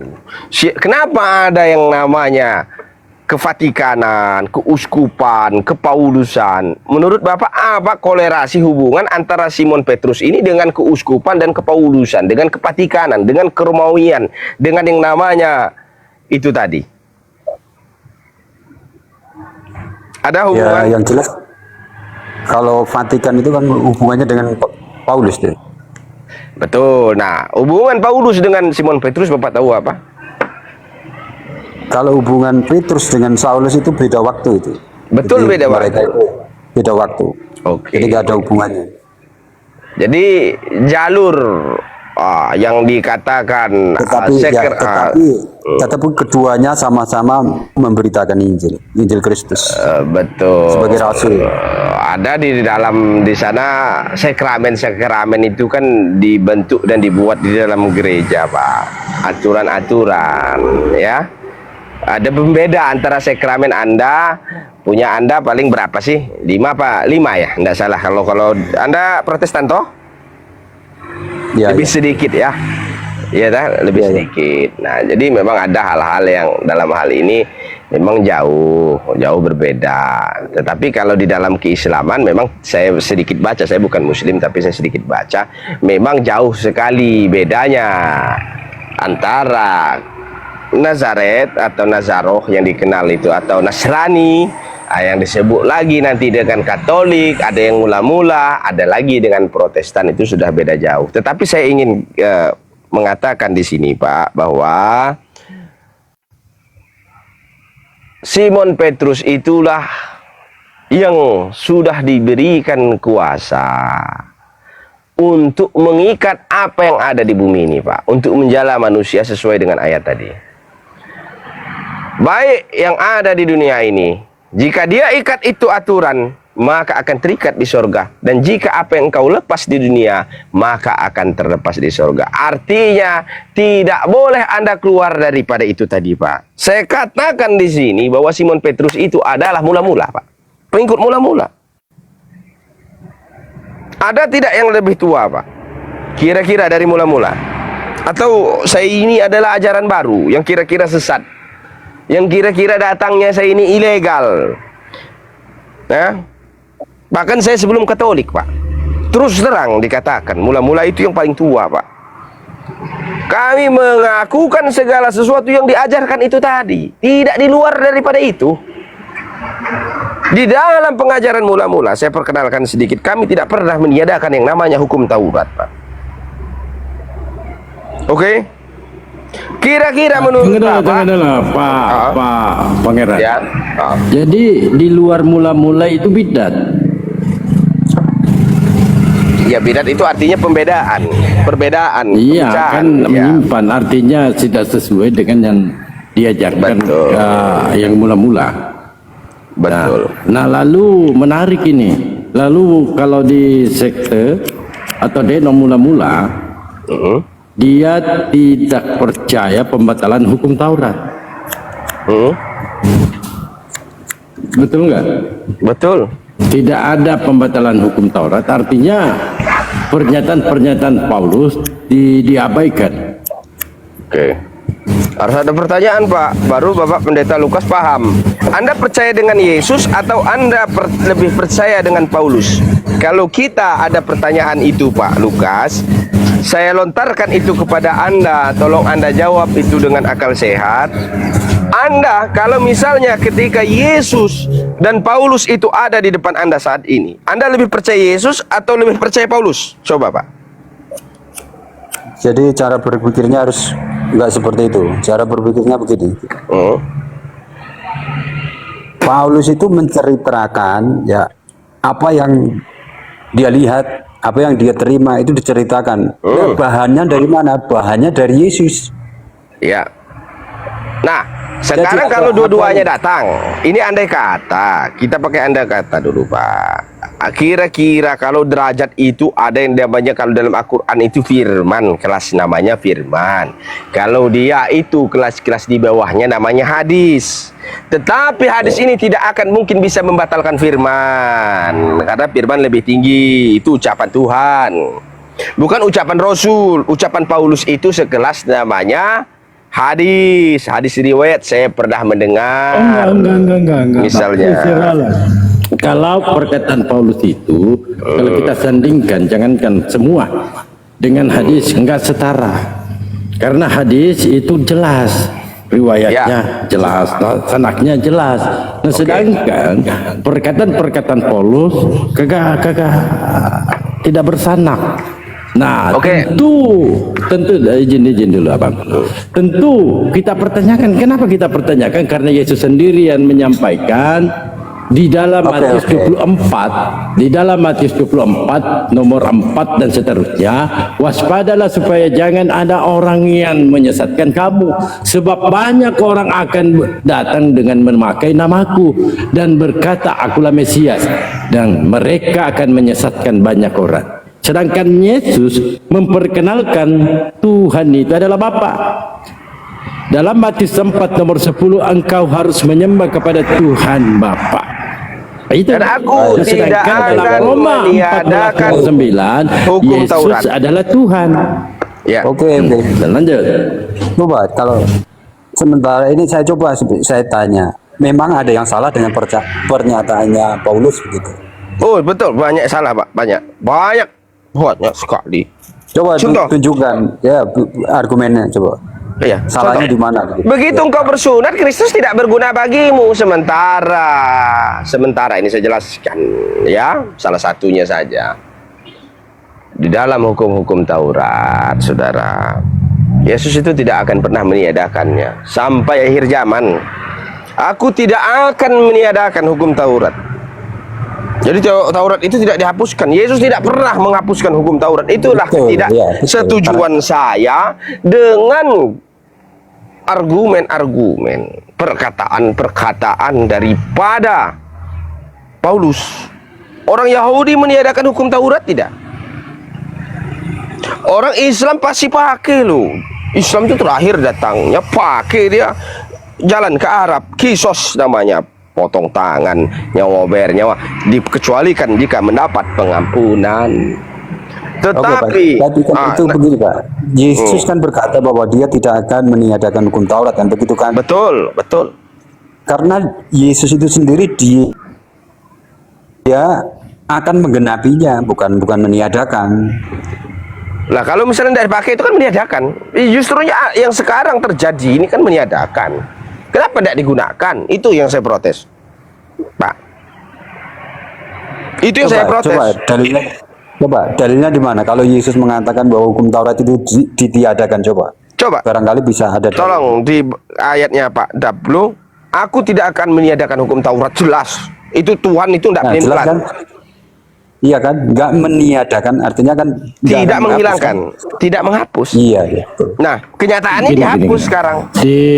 Di Matius 5 nomor 17. Di mana itu yang dihapus coba? Matius 5 nomor 17. Nah, bunyinya seperti ini, Bang. Apa kata Yesus di sini dalam Matius dengan judul perikop, ya, Yesus dan hukum Taurat. Janganlah kamu menyangka bahwa aku datang untuk meniadakan hukum Taurat atau kitab para nabi. Aku datang bukan untuk meniadakannya, melainkan untuk menggenapinya. Karena aku berkata kepadamu, sesungguhnya selama belum lenyap langit dan bumi ini, satu iota atau satu titik pun tidak akan ditiadakan dari hukum Taurat sebelum semuanya terjadi. Nah, kalau kita berbicara Yesus tidak pernah membatalkan hukum Taurat, melainkan menggenapi. Bahkan dia tidak pernah juga meniadakannya hukum Taurat. Satu titik, satu iota tidak ada dihilangkan di situ. Tetapi Paulus yang membatalkan, Bang. Paulus argumennya di mana? Membatalkan. Di Efesus 2 nomor 15, sebab dengan matinya sebagai manusia ia telah membatalkan hukum Taurat dengan segala perintah dan ketentuannya. Ini yang tadi yang dibahas Pak Pendeta mula-mula, salah satunya sunat. kalau kita membuka 1 Korintus 7:19, sebab bersunat atau tidak bersunat tidak penting. Yang penting ialah mentaati hukum-hukum Allah. Nah, di sini timbul pertanyaan, hukum-hukum apa yang ditaati Paulus ini kepada Allah? Padahal dia sendiri yang menyatakan sebab bersunat atau tidak bersunat tidak penting. Yang penting ialah mentaati hukum-hukum Allah. Padahal sunat ini bagian dari perjanjian kekal yang tertulis dalam Kejadian 17:14. Saya sempurnakan.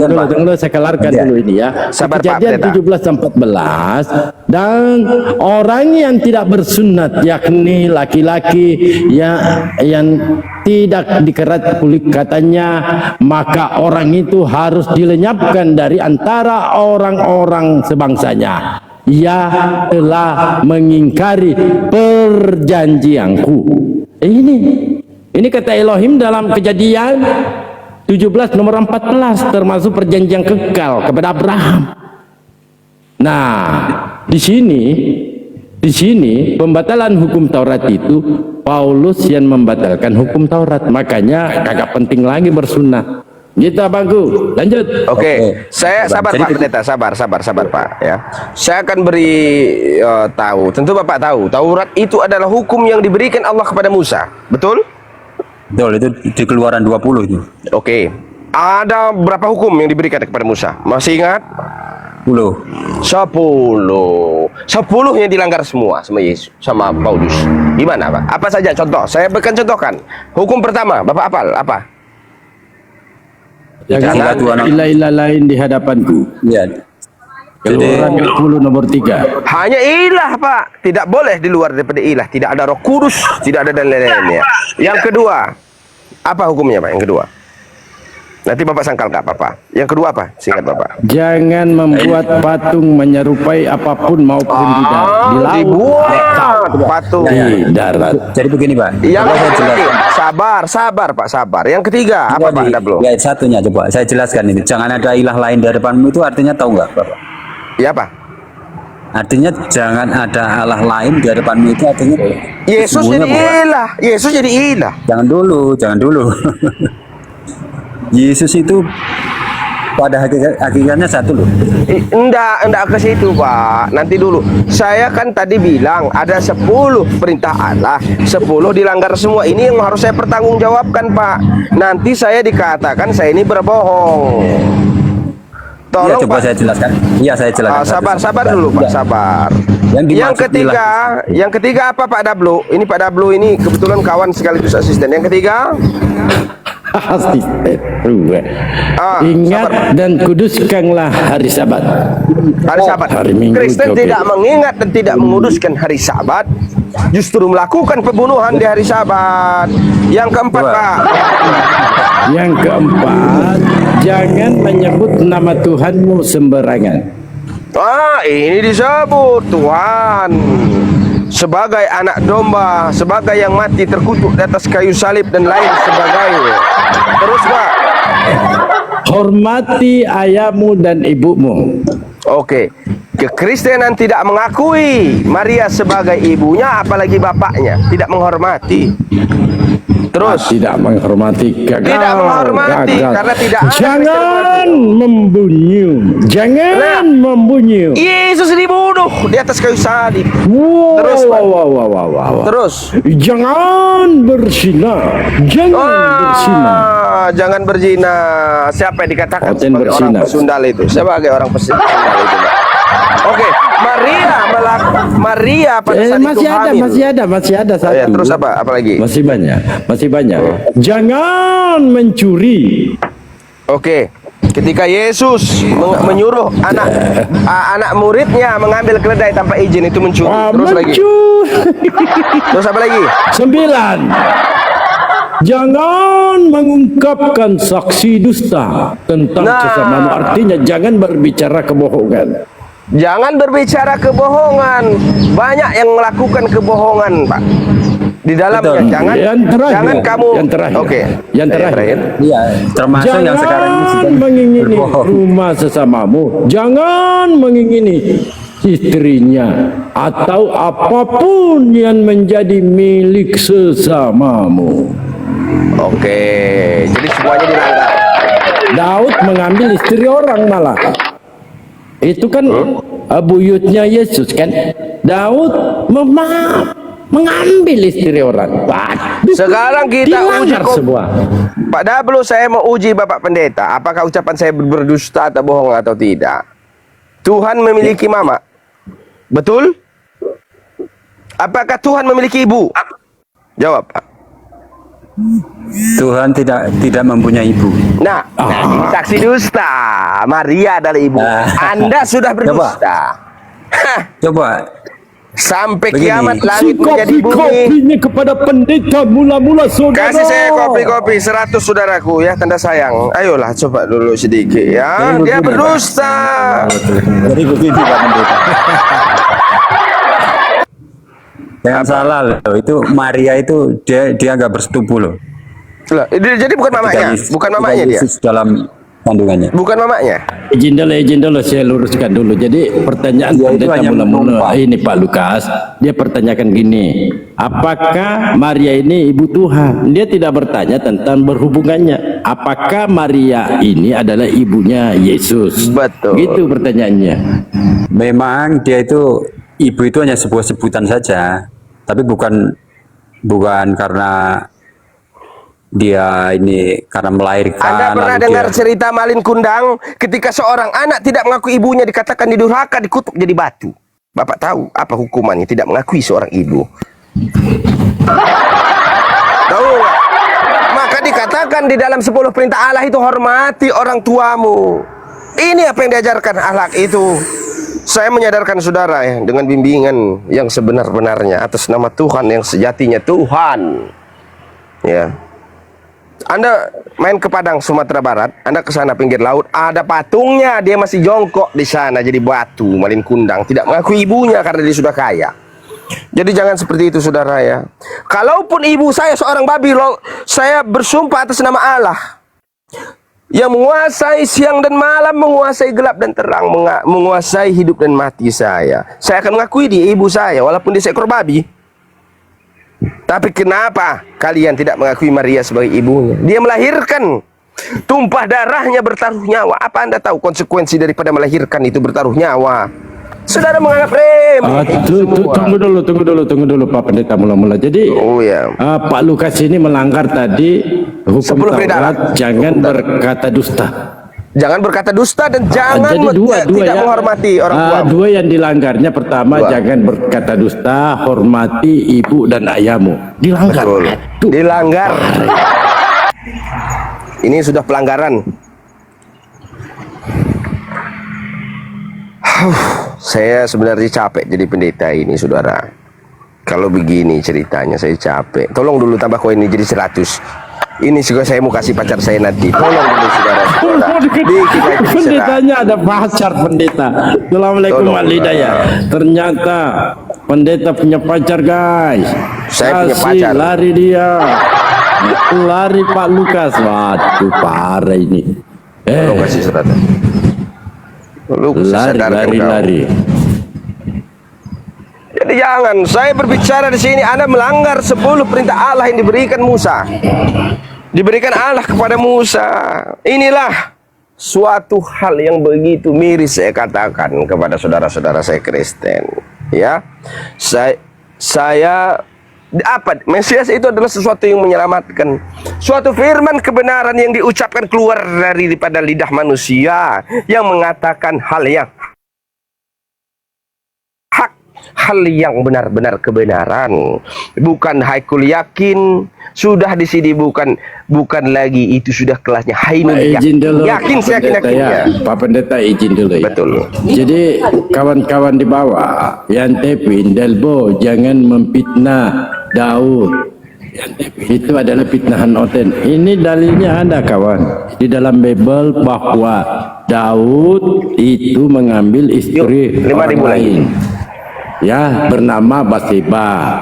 Ini dalil ya, teman-temannya. Itu tercatat di 2 Samuel 1, 11 nomor 1 sampai 25. Jadi apa yang saya sampaikan itu bukan berdasarkan dari saya, tetapi tercatat di dalam Bible, saudara. Ya, oke. Bang Al, selamat jumpa Bang Al. Assalamualaikum. Waalaikumsalam warahmatullahi wabarakatuh. Assalamualaikum semua. Bro, apa kabarnya? Waalaikumsalam. Baik, baik. Alhamdulillah. Jelas suaraku, Bang Dabo? Mantap, jelas. Aku masih di Sabah soalnya. Lagi nunggu-nunggu Oten datang ke rumah. Nggak ada. Nih sudah 2 bulan aku di Sabah. Nggak ada Oten datang ke rumahku. Masih digembok pintu-pintu. Ya, padahal waktu aku kecil kalau aku live katanya kalau kamu sampai Sabah aku putung kepalamu satu, hilang tanganmu sebelah kiri. Nggak ada pula ini. Aku lagi tunggu-tunggu di rumah ini. Biasanya kalau dia datang Bang Al, biasanya sandal yang hilang.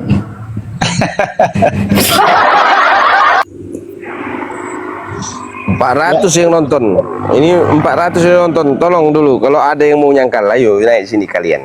Ku habisi kalian semua.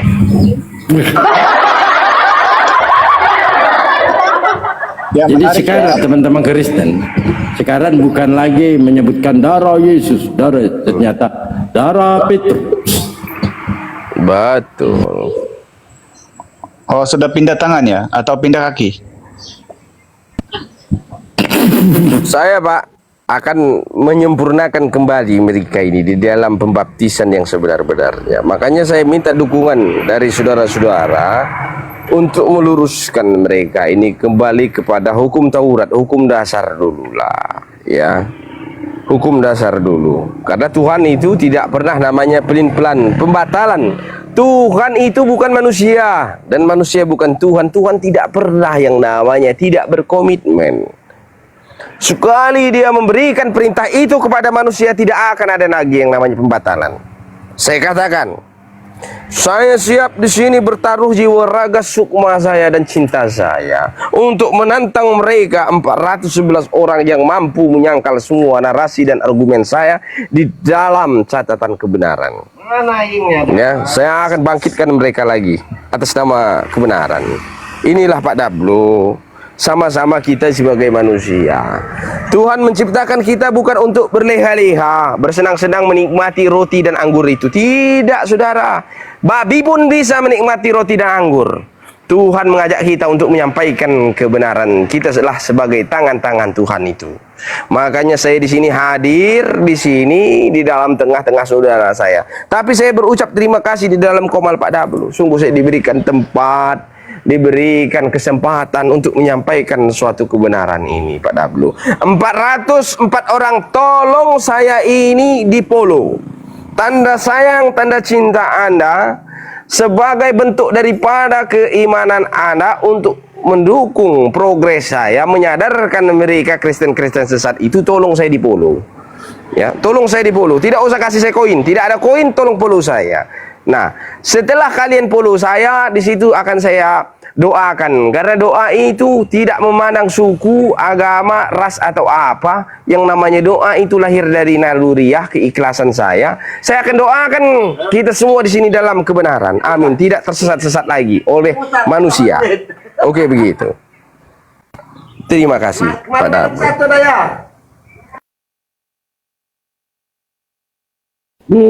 Gak binasa ya.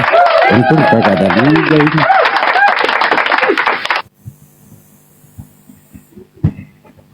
Ayo tip-tip player, oten-oten yang mau cerdas kembali ke Bang Dablo, aku izin turun dulu Bang Dablo. Terima kasih. Ulet berbulu naik. Abang Dablo ganteng, aku izin turun. Sebelumnya terima kasih. Nanti malam kita gabung lagi. Aku siap mendukung kalian selama kalian tidak pernah keluar daripada hukum Taurat. Kalian masih di dalam hukum-hukum Taurat, hukum-hukum Allah itu tadi, hukum Abraham, hukum Daud, hukum Musa, saya akan dukung. Karena kita memang harus seperti itu. Tuhan tidak pelin-pelan, Tuhan itu komitmen dan Tuhan itu pasti.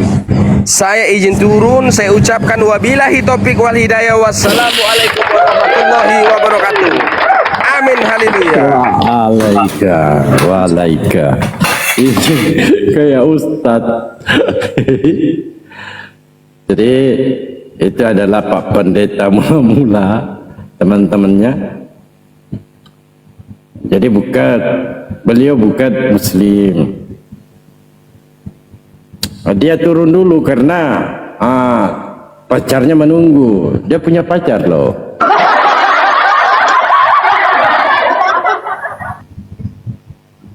Kenapa minta naik lagi?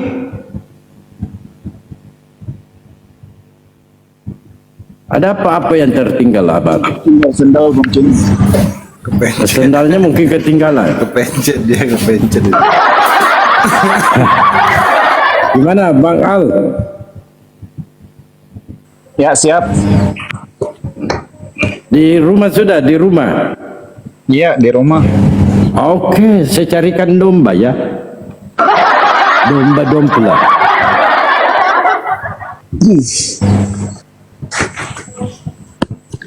Ini Bang Erwin, kenapa ini komentar nih Bang Erwin? Bang Erwin mungkin lagi ketemu pacar.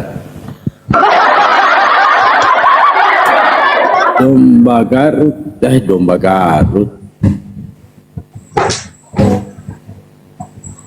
Ayah lagi ini kipas. Lanjut dulu narasinya. Ban Bejo sama Bang Alidaya. Saya mute dulu. Aku agak-agak gamang tadi ya jadinya karena dua-duanya Kristen, tapi kok yang satu kayak Muslim jadinya itu udah ya. Cuman itu tadi siapa Bang? Tadi, pendeta mula-mula itu tadi Pangeran. Yang Pak Lukas itu tadi Protestan kayaknya. Yang mula-mula itu? Mula-mula dari Katolik kemungkinan. Itu dulu Bang Al. Sama Bang Alidaya main sikat. Itu lari dia. Masih ingat sore-sore itu? Suara-suaranya kayak aku biasa dengar. Iya, pernah sama Bang Alidaya. Pantasan dia minta turun tadi, aduh. Kenapa minta turun? Aman aja kok. Bang Alin tidak makan orang, santai aja. Ya nggak makan orang, cuma kalau ada nasi lemak 3 piring lewat juga lah ya. Ya. Tapi menarik ya Bang Dalbo sama kawan-kawan apa yang dipaparkan tadi terkait dengan hukum Taurat kemudian. Kalau kita melihat Taurat yang pernah diturunkan oleh Allah Subhanahu wa taala kepada Musa di tengah-tengah Bani Israel, hukum berlaku kepada Bani Israel. Ini juga berlaku kepada bukan saja Islam tetapi kepada manusia. 10 hukum ini yang juga termaktub dalam Al-Quran, contoh Al-Baqarah 163, Al-Qasas 88, Al-Araf 180, Al-Jumu'ah ayat 9, An-Nisa 36. Ini termaktub dalam hukum-hukum bukan ritualisasi dalam keagamaan tetapi dalam keimanan praktisi kehidupan manusia. Contoh, kalau tidak ada hukum jangan membunuh kemudian. Kalau tidak ada hukum jangan membunuh, maka seluruh manusia ini akan bunuh-membunuh. Karena tidak ada hukum. Apalagi sekarang bukan saja larangan hukum, juga tindak balas daripada hukuman, yaitu ada yang hukuman gantung, ada yang 302 kalau membunuh. Jadi kalau kita bilang hukum Taurat ini kemudian berlaku hanya kepada Bani. Berakhir sudah diskusi dan debat para apologet Islam yang telah memberikan kita ilmu dan pengetahuan tentang ajaran Islam dan ajaran Kristen. Semoga ilmu yang kita dapat dari diskusi dan debat ini dapat digunakan nantinya jika bertemu dan berdiskusi dengan oknum Kristen. Saya akhiri video ini. Terima kasih kepada saudara-saudari Muslim semua yang telah mengikuti diskusi ini sampai habis. Sampai ketemu lagi dan nantikan video-video diskusi dan debat apologet Islam selanjutnya. Assalamualaikum warahmatullahi wabarakatuh.